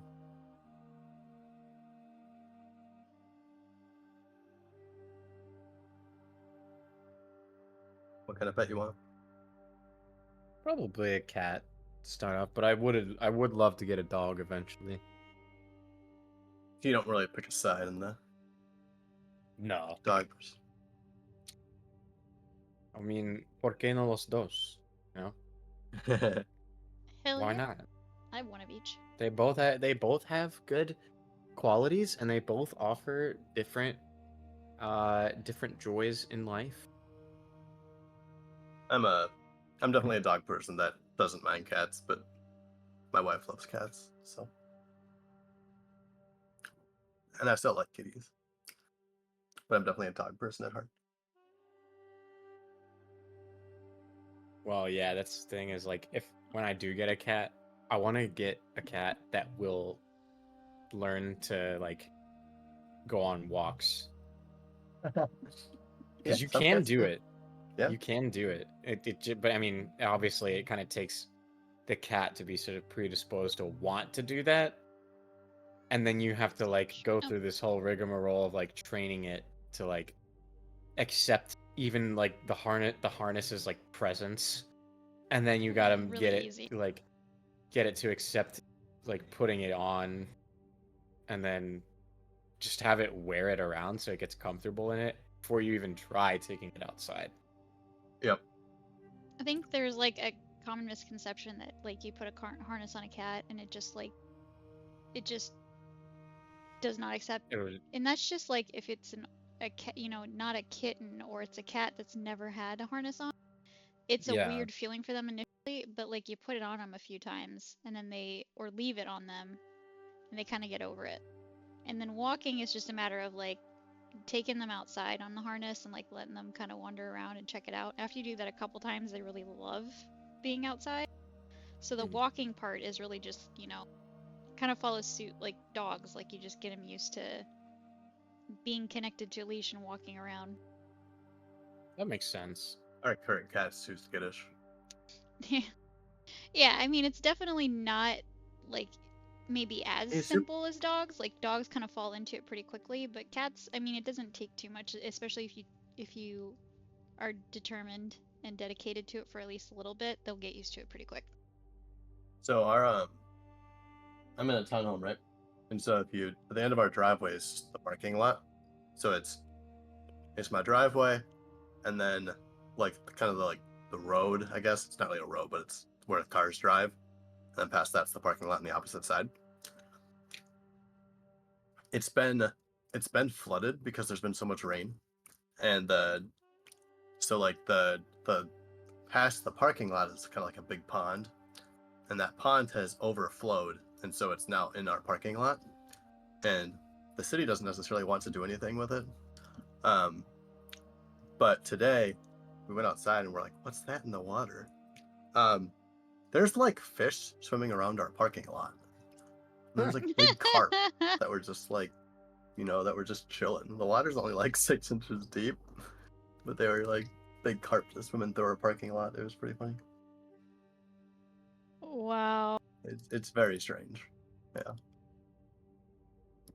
Hey guys, come over and go fishing. We got a pond in Yeah, our we were like, parking should we lot just with get out some of carp in it. Carp were like the grossest thing ever. I mean, you don't even need to pull at that point. You can just like hand fish. So where are they gonna go? Yeah, exactly. And they're like, the water's not deep enough, so like their top fins are like pointing out of the water. It's strange. Yeah. That is. So like, name a more like iconic fish to like be in a parking lot than a carp. Like, of course it's a carp. Of course it's a carp. Catfish. Yeah.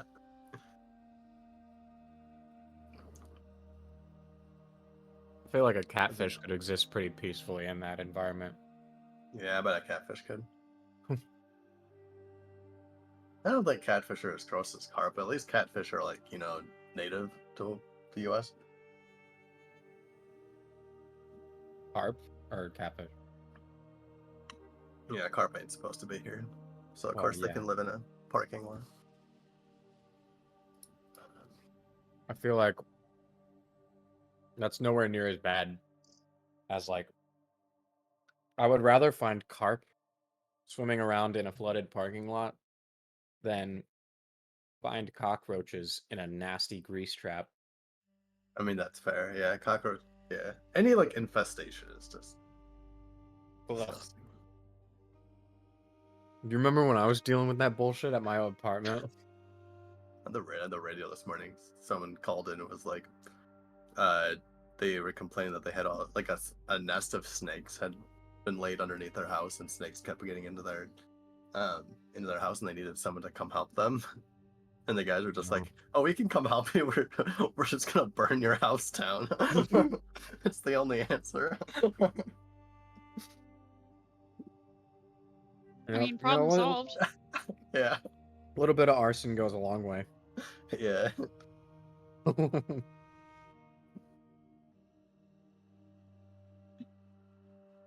Yeah, like you're past pest control at that point. Just burn the whole thing down.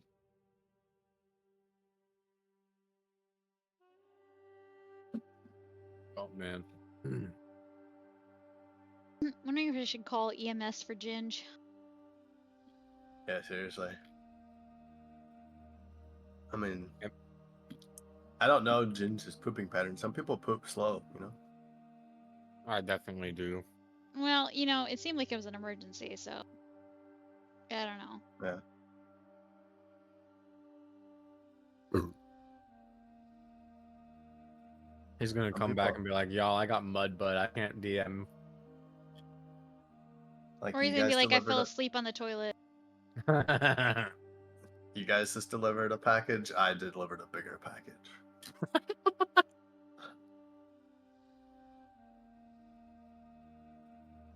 Call me UPS because I'm asking what can Brown do for you.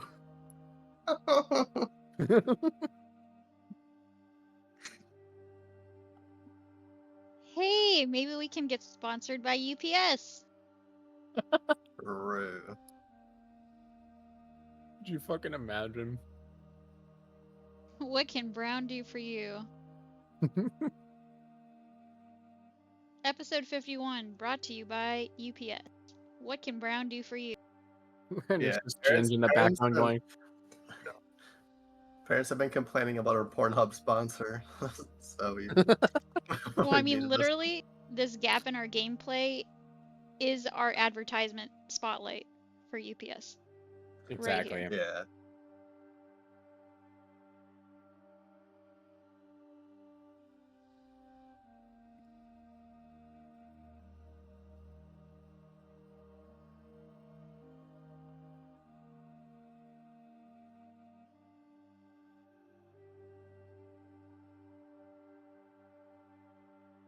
Yeah, the speed that Ginge is delivering his package, UPS can deliver as well.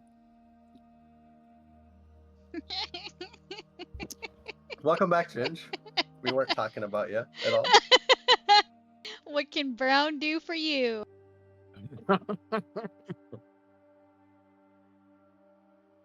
This bio break was brought to you by UPS.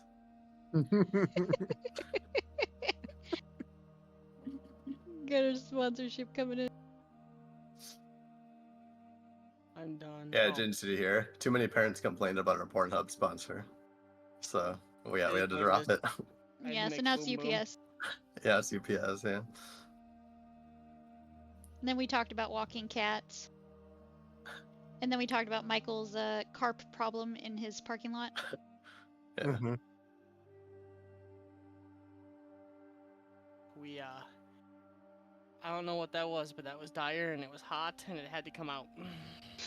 Was it diarrhea? Mm, Or just dire? think Without the era. or just Rhea. Yeah. I like to call it the shotgun. Oh God. Yep.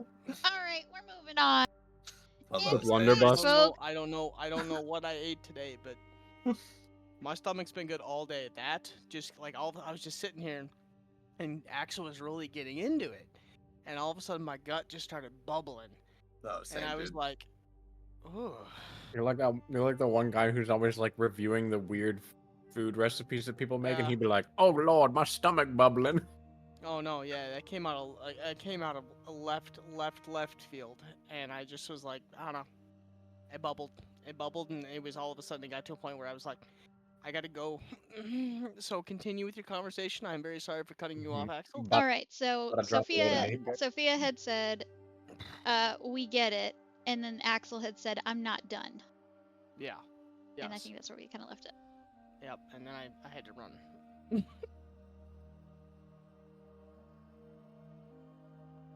So, please it away. continue. Proceed. The floor of the canyon is populated by mainly earth elementals, along with those she vipers that you saw earlier. Sophia raises her eyebrow when you mention earth elementals. You have a question? No, continue. There's also rumors going around that the canyon serves as a base of operation for a cult. Sort of looks over at Nova when he says that. Not sure who or what they are, but people talk, information flows, that sort of thing. And that's Scorch Canyon. Obviously, there's dangers on each side. I can navigate through both areas at around the same efficiency, so I'm leaving it up to all of you which path we decide to take. And so, just because I need to be clear, which paths? So you said back along the Sleeping Oasis, Scorch Canyon, and what was the other one? Sorry. Those are the only two. The only two? Okay. He suggested, I mean, obviously there's more, but... Yeah. We probably wouldn't know that. I'll kind of look at Nova. I can cast some spells just to give an idea of which one might be better, but knowing your preference first would probably help.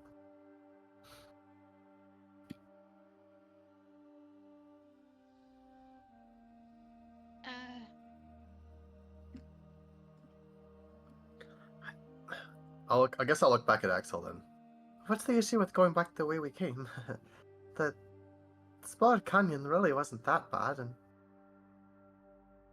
I mean, we that's can just rest. it. Obviously, we already know what to deal with, but there's no guarantee that it'll go exactly the same way or better. No, but there's less things that direction. It's true.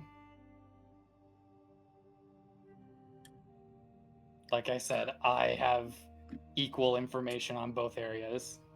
It's not my decision. Well, we already know that the way back could work. I wonder what. I have an idea. I'm gonna pull out my spellbook. Take out some of the. I guess it's incense that I have. Ginge. Okay. I'm gonna cast augury. The next course of action we would be taking is setting out and heading through Scorch Canyon. And I'm curious what augury returns if we would decide to take that course of action.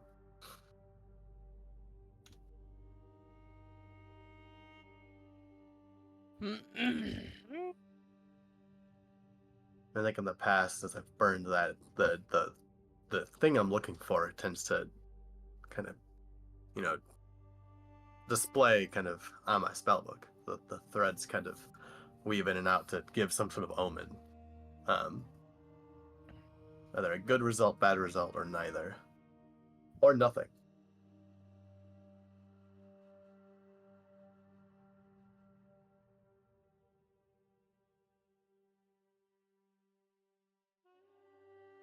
Fun spell.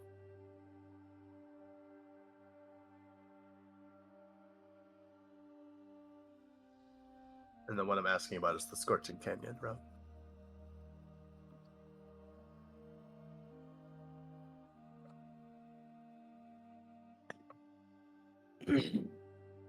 As you lay down the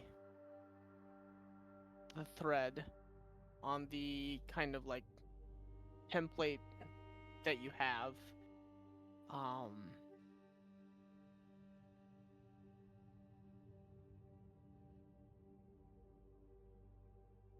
the top half of the what's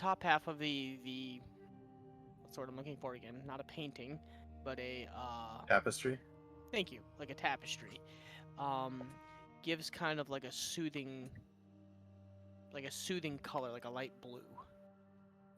The bottom half of the tapestry gives a dark red. And right around the middle, both of the threads kind of like cross up over each other, and like it almost forms like a knot the whole way down the center. And you get the gist that it could go either way. It could go either way, but there is a high probability of bad.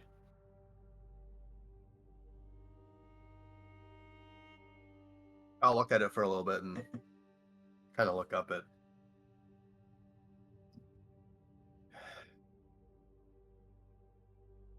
I'm still gonna trust the final decision to you. And I'll look at Nova and Axel and kind of look back and forth. But I don't think it will end well for us if we head through the Scorched Canyon.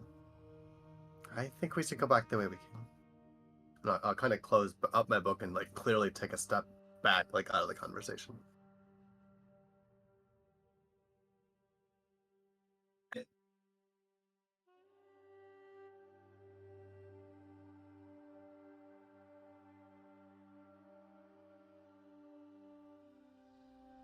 Anyone else want to weigh in?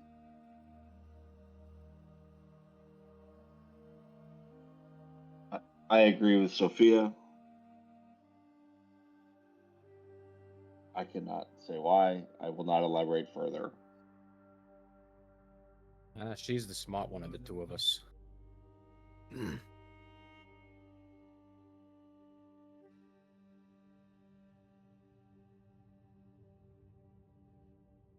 And then we go with what Sophia suggested.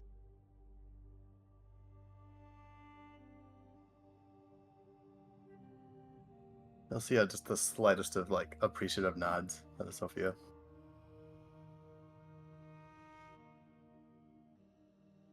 The way we came then. We're starting to trust each other. We remember.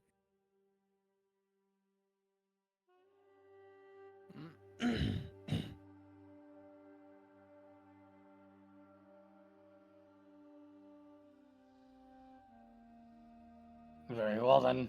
Back through the sleeping oasis.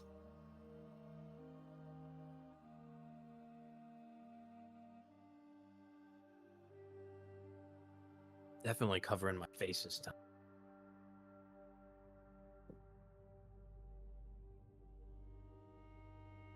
I'm trying to go through that bullshit again.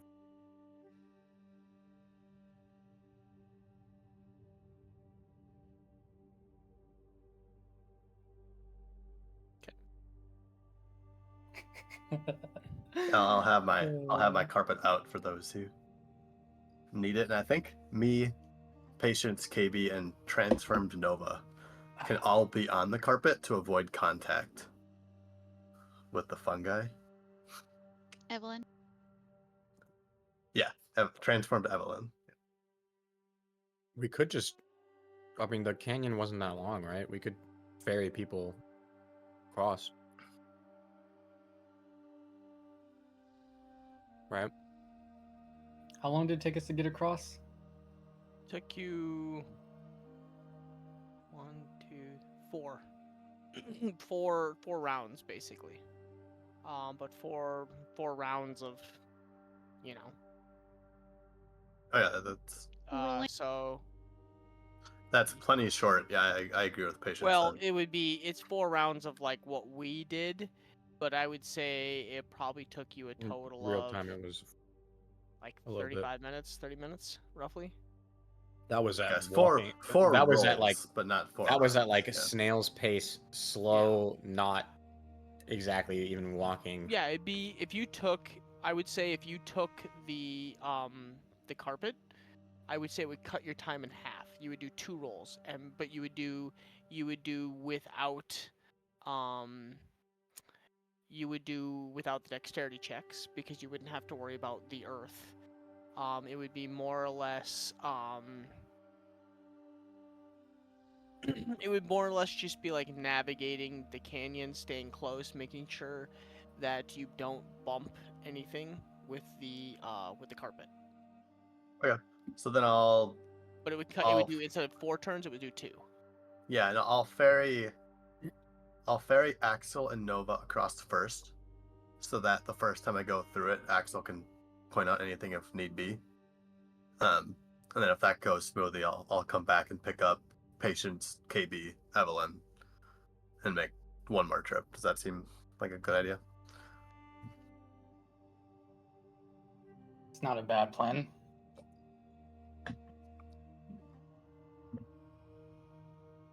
And then just remember that as you go, you'll have to do a survival check just to make sure, because the air is still semi-dense and like kind of remember that's like that green hazy, like the spores are still actively falling.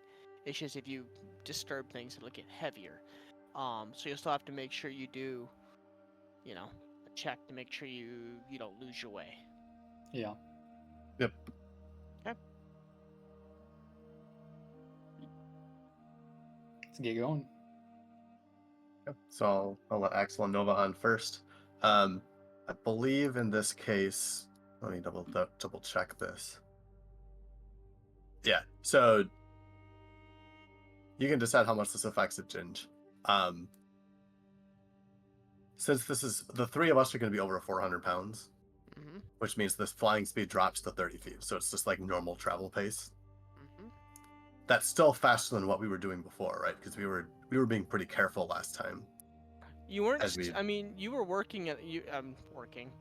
You were walking at a regular pace. Okay, so then the first time we go through, it'll be the same pace. Just we're not disturbing the ground. The second time will be faster. Correct. So it'll still be 4 rounds, but you won't have to worry about the dexterity. It'll be survival and it'll be wisdom. And the And DC, this so is okay, so just to explain to you, as the regular air, as long as you're not bumping anything, the DC is lower for the wisdom because there's not as much spore in the air. Yep. Now, the Um, moment you guys disturb, the DC goes up. yeah. So we'll make sure not to disturb anything. And then I'm trying to debate what it would be for a roll for driving this thing, basically. Wouldn't be dexterity. Maybe.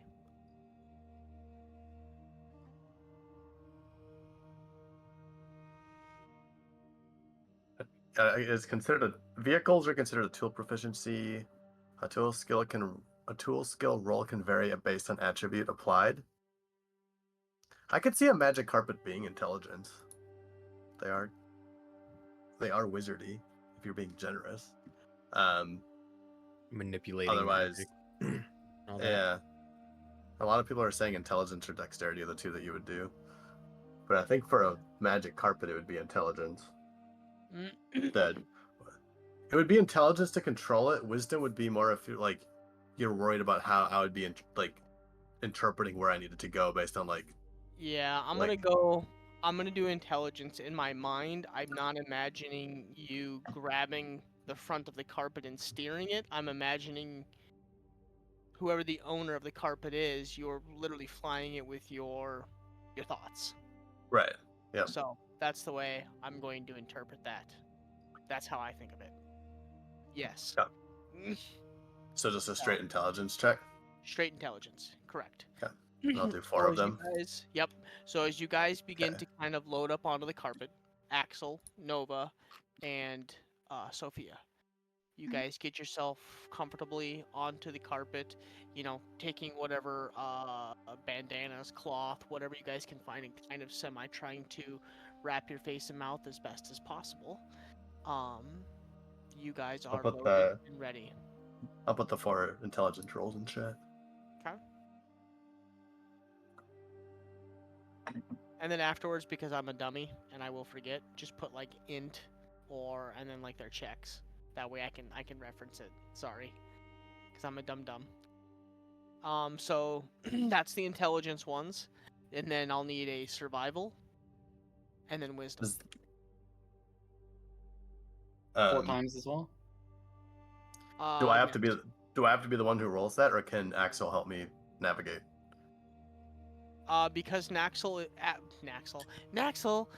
because Axel is on there with you, you get you get proficiency with your survival because he knows the valley, or knows Yeah, the so area. I'm rolling, but I add my proficiency to it. Yeah. Can I roll it 4 times?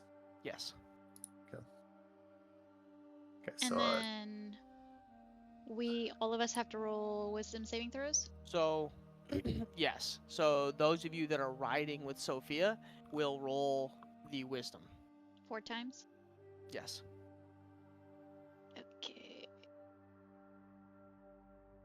okay, so the intelligence checks are above the survival checks. Oh, these aren't quite as good. So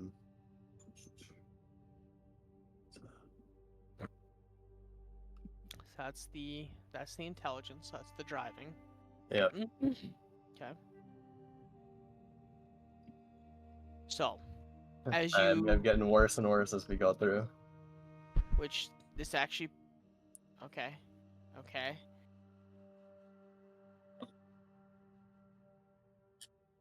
and then 4 wisdom saves. Okay. So. Oh, my wisdom saves are. Yeah, my wisdom saves are good. So as you begin to glide off into the canyon, Sophia, you start out strong. Watching the edges, you're looking to see kind of where the curvatures are, the valley.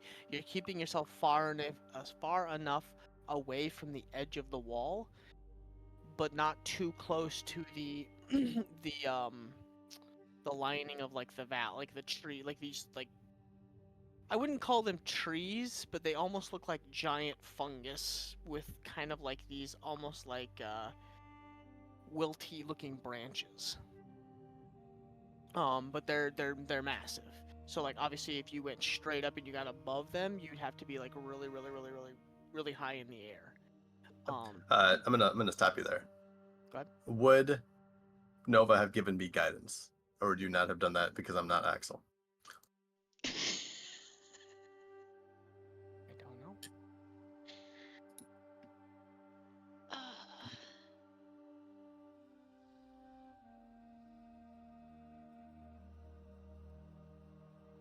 No. Continue. So you edge along the valley, and as you start, you're confident. You're watching, you can see exactly where the walls are.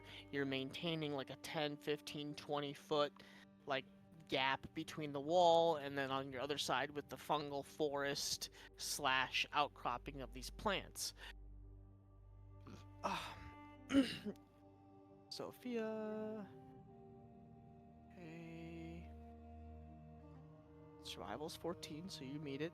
So you're keeping that a good way away. Wisdom is good, so you kind of breathe in some of the spores, but it's not affecting you. You're you're feeling pretty confident, and as you continue around, the spore cloak or like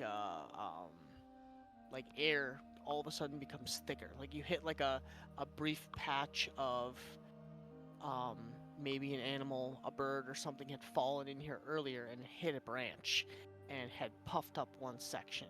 And you all kind of go through this and you quick cover your eyes and you lose sight of where you're going for a moment and you veer off far to right and you end up bumping one of the tinier branches and you watch behind you up and like a little big puff of cloud kind of takes off and makes this kind of like clingy portion that like hits the back of the carpet and hangs onto you, and you kind of like it's getting kicked up as you guys are going along. You manage to kind of hold your breath during that little puff, and as you do, you guys just keep tracking through. Hey, you're good. You're good. Okay. Survival checks. Focus more on my high intelligence rolls and not my low wisdom rolls. So, your wisdom is fine. Yeah, the survival checks are bad, but I'm navigating the carpet well.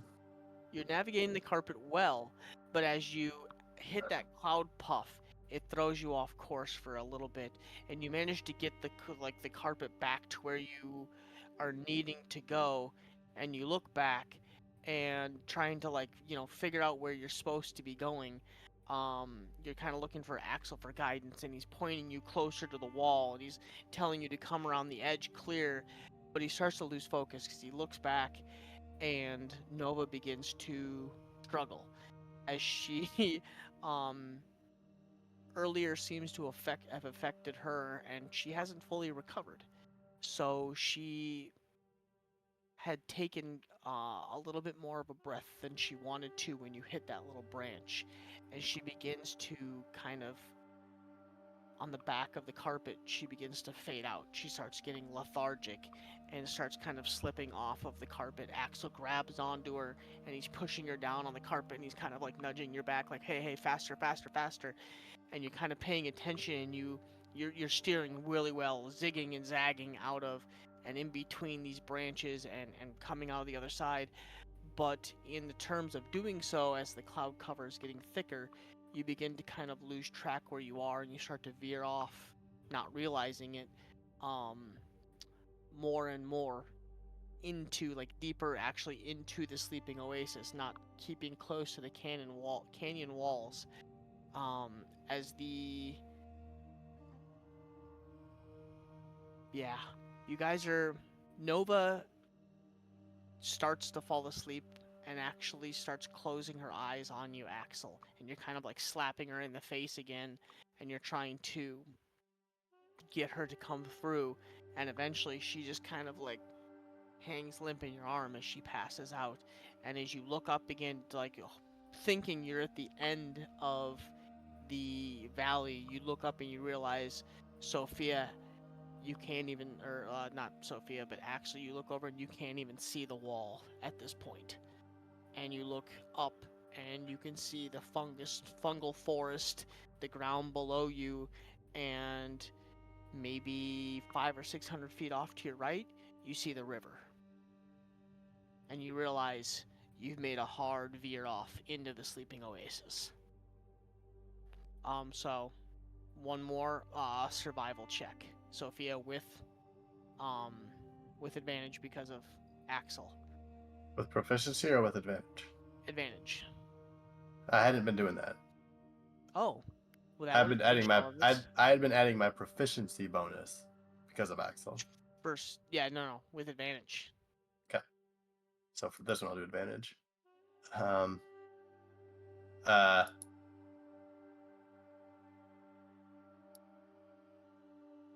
So not his proficiency, but with advantage. Yes. Okay, an 8. An 8? Okay. Axel, or Sophia, you realizing that you've lost sight of the canyon wall, have flown deep into the sleeping oasis, and at this point, you do see the river pretty close to you on your right-hand side. All three of you roll a wisdom saving throw. Actually, Nova, you do not have to because you have fallen asleep. 18. 18 saves. 17. Just saves. At this point, you're flying really well, Sophia, and you're keeping close, or you're not keeping close, but you're realizing that you have gotten way too close to the river's edge, and you are now 100 feet off of it, and the fungus and fungal fall is heavy, heavy, heavy, and you realize it is dead silent. You hear no animals, no sounds at all. Just the creep of the I'll forest. shout back to Axel. Can we follow the river? I don't know where we are. Yeah, we can, but the vegetation is going to be thicker here.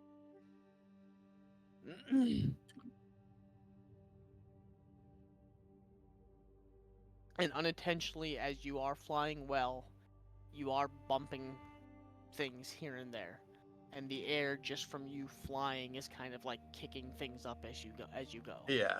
Yeah.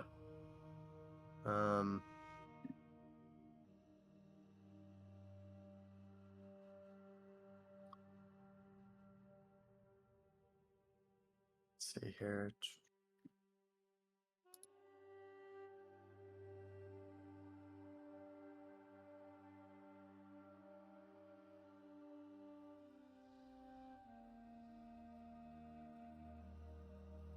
Nova, roll a wisdom saving throw for me again. At disadvantage. Oh. Well, knowing that we're off course, I'm gonna kind of veer a little bit. Oh, wait. So I have advantage on wisdom saving throws, so just then it'd flat be a roll. Oh, it flat doesn't roll. matter. I clicked it twice. I rolled the same thing. 13. Okay.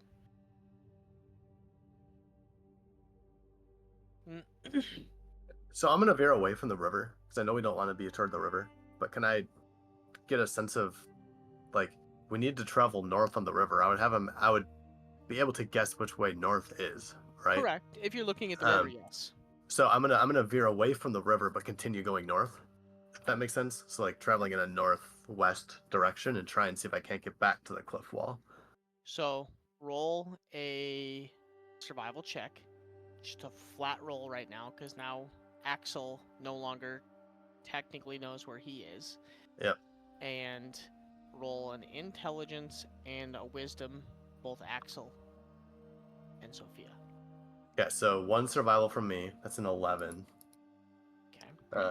And then an intelligence check. 13.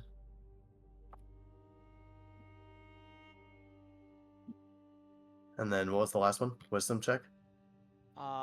Yes, intelligence, survival, and wisdom. So you got an 11. So you begin to veer off of the river, heading in that northern direction, and the vegetation is so thick that no worries, patience. Have a good night, buddy. No, bye-bye. You veer off, and you are having an issue. Fine, like even keeping north, you think you're keeping north, but you're losing sight of it from time to Yeah. time, and you feel like you're getting turned around a little bit. So I would be able to tell though that I'm struggling, right? Like Yes, as and soon as I said that code, I think as soon as I try and do that course of action of like, okay, I'm gonna veer away from the river, head back to the cliffside. As soon as I notice I'm struggling, I would come to a stop and try something else. you and what begin I want to get to do, lethargic. yeah, what I want to do though is I'm gonna think deep and try and remember something that we were like. This place isn't that long. I want to try and come up with something that I saw on the cliffside, if that makes sense. Yeah. So like either like a noticeable outcropping or like maybe I don't know, like a plant that I recognize. Would there be something that I could picture in my mind that I remember seeing against the cliffside?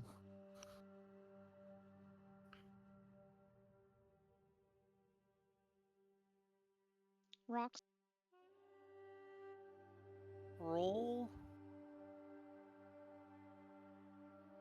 Is it would it be wisdom or intelligence? Because you're thinking back, trying to remember something. It could be either. Yeah. I'll let you pick wisdom or intelligence, and yeah. I'll do intelligence then. Oh, fuck me. You Okay, need to an be 8. Yep. That's not gonna do Okay, it. okay, then I'll continue down the path we're doing. Okay. I think deep and I can't remember anything. Yeah. In the panic, you begin to realize that you're starting to struggle. You're starting to have issues, and you will the carpet forward faster and get a little more reckless with the driving, and you're bumping a couple more things than you need to. Roll one more check. Which one? All three. Survival, intelligence, wisdom. Yes.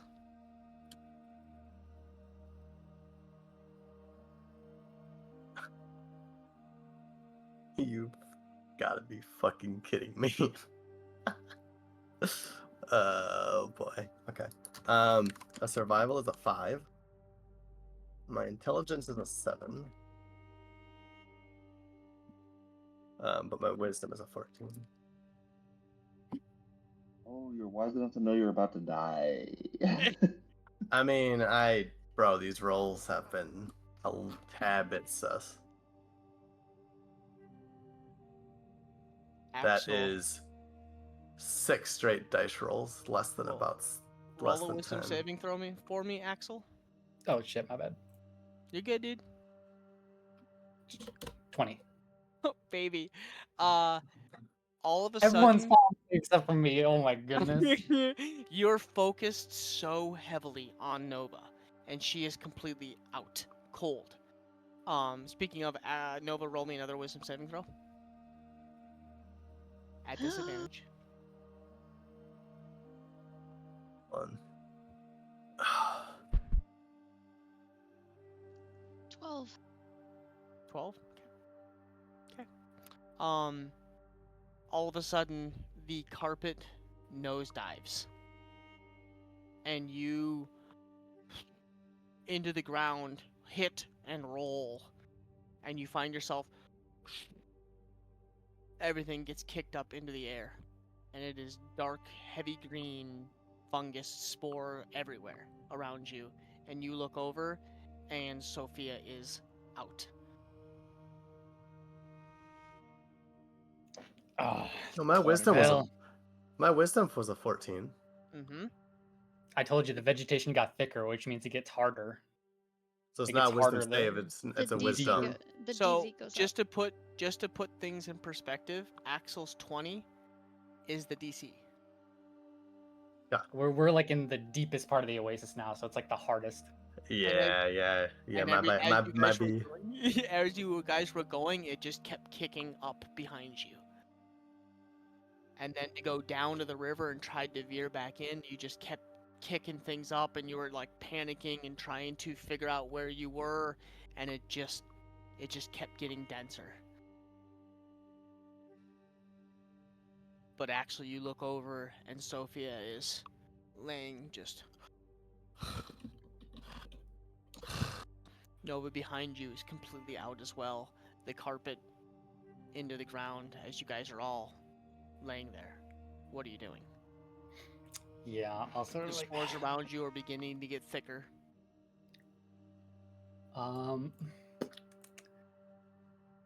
Sophia, you never said the command word out loud, did you, for the carpet of flying? At least probably not while I was around. Not while you were around. No, I don't believe so. Yeah, I thought so. Yeah, I mean, I haven't used it in a very long time because I typically just have it kind of flying around me.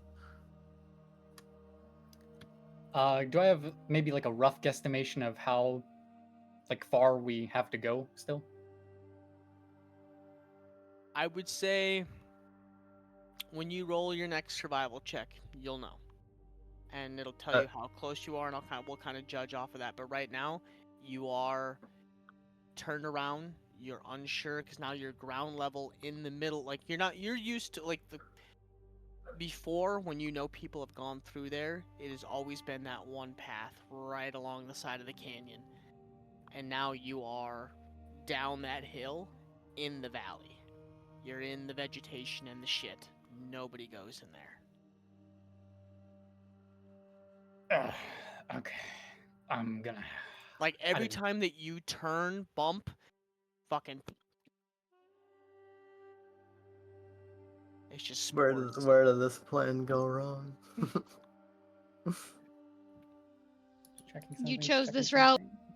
You brought this on yourself, Kimosabe. She was doing really good for a while. It was you were cooking. Yeah. It just and then all shit of hit a the sudden fan. the dice decided to nope. Oh yeah, you're not wrong. I mean, I couldn't roll above a 10 to save my life, and No, my divination rolls weren't helping. Yeah, it went like this and then like this. It's so tragic too, because all Sophia wanted to do was do something to help Axel. It's going well. It went really well. It just started to go to shit. Like if any of these moments could tell you anything about like when the dice hate you, this is one of them. Well, it sucks too, because right now Sophia's only goal right now is to do something to help Axel. Yeah. And this was like her being like, "Hi guys, I got you." Right? Like look at I did something kind of thing, right? Axel's like aren't you proud of me? Forever. Yeah. All right, I know what I'm doing. I'm going to spread out the portable hole. Oh baby, okay. I'm gonna roll up the carpet, put that inside, and I'm also gonna put Sophia inside and close it up. Okay. A creature can survive for 10 minutes. Yep. You said like it takes about 30 minutes to get through here at normal speed, so hopefully we got about 20 minutes of the way through, and I can make the rest of the journey. Okay. So yeah, I put Sophia in there along with the carpet. I close it back up, fold it, put it in my pocket. She has 10 minutes of oxygen. Then I'll grab Nova. Oh right, I'm going to. Nova, were you wearing your scarf? Yeah, that's up over my face. Yeah, I'm gonna take that. Even though I'm resistant to toxins, I'm gonna wrap it around my face anyway, just for any little bit of extra help that I can grab. Yeah. Yeah, I mean, I don't need it. Use the scarf as an improvised face mask. And I'm gonna pick her up, put her into sort of a piggyback position on my back, and then I'm gonna start navigating my way through here on my own. Roll a survival and a dexterity, which probably don't give a shit because you're just gonna be knocking shit up anyways. But survival, dexterity, and a wisdom. Okay. Okay. That's Nana a Nova. 22 on the survival. Okay. And dexterity. That's a 2 on the dexterity. Which, that's about right. And then a wisdom. Oh, yeah. Gotta beat. Does the face mask provide me any sort of numerical advantage? Or bonus, rather? I will say it gives you a slight. Like a +1 So or +2? It'll keep the DC where it's at. And maybe 1 lower. Okay. So you have to beat That's 19. not fair. That's not fair. I mean, That's not on fair. top of that, he is kicking it up as he takes off at a run. Natural 20 for a 22. Ay, carambus, man. Do it. So at this point, Axel, you no longer give a fuck about vegetation. You take out your sword and you begin to hack and slash. You are clearing the most direct path in the direction you feel like is north. And you make a rough guesstimate as after you figure when you hit the ground you were facing north at this degree, and you go, okay, I think we veered off roughly at this angle, and you go, fuck it, that way. And you just start hacking and you are at a dead sprint. Little did you know, you were only about 50 feet at the edge. And you Ellie. come running out about Okay. 6 minutes later, and you come bursting through the other side, and you realize you were close, but god damn, that vegetation was thick. And you come bursting through, and you continue running until Damn, you boy, get on the she's opposite side.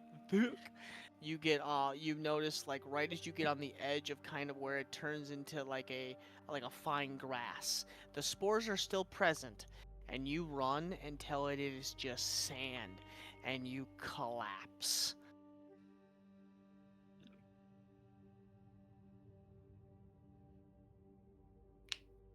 Well, might I suggest Ray and the next trip would be Ray and Nova or Ray and Evelyn. You Well, want we to can end it here? finish our segment here, and then Actually, when we come back, we can we finish can. this segment. Yeah. So, you get on the other side, and do you pull out Sophia? Yeah. I'll roll Okay. the portable hole back out. I'll fish out Sophia and the carpet. Okay. Roll it back up, put it in my pocket. I'm not gonna be tactful like I am with Nova. I'm just like gonna roughly try and slap Sophia awake. Okay. Like we're basically encroaching upon unarmed strike territory. Okay. No movement from her right now.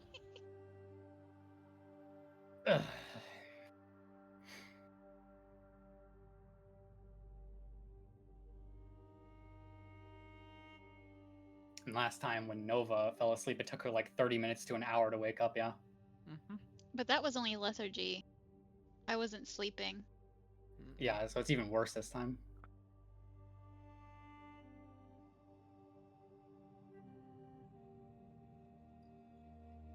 Shit, son. Axel saved the day. We were dead to rights.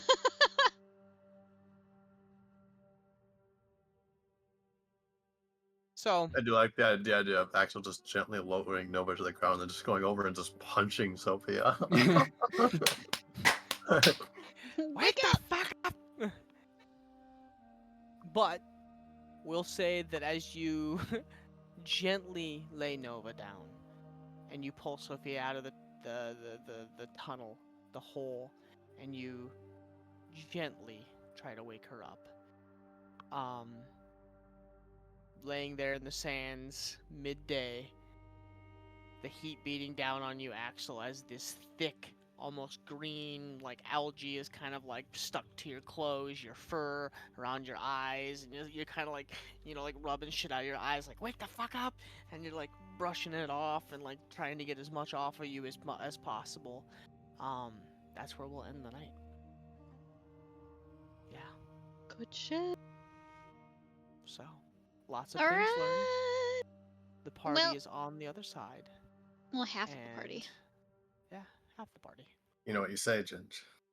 You never split the party. Well, see, here's the like That's not true at Sophia all. has to go do this again, and this did not go so well. Thankfully, Axel rolled better than us, but he won't be with on the trip back. So, love you. Good night. When we return, next episode will be. I don't know. I haven't thought of a name yet. Maybe something with sleeping. All right. It's been a lot of sleeping. All right, everybody. Thanks for hanging out. Thanks for sticking around and chilling with us. Have a great rest of your week. We will see you next week, Thursday, 7:38-ish Central Time. Until then, have a great weekend. Be safe, be kind, and we'll see you next time. Bye-bye! Deuces!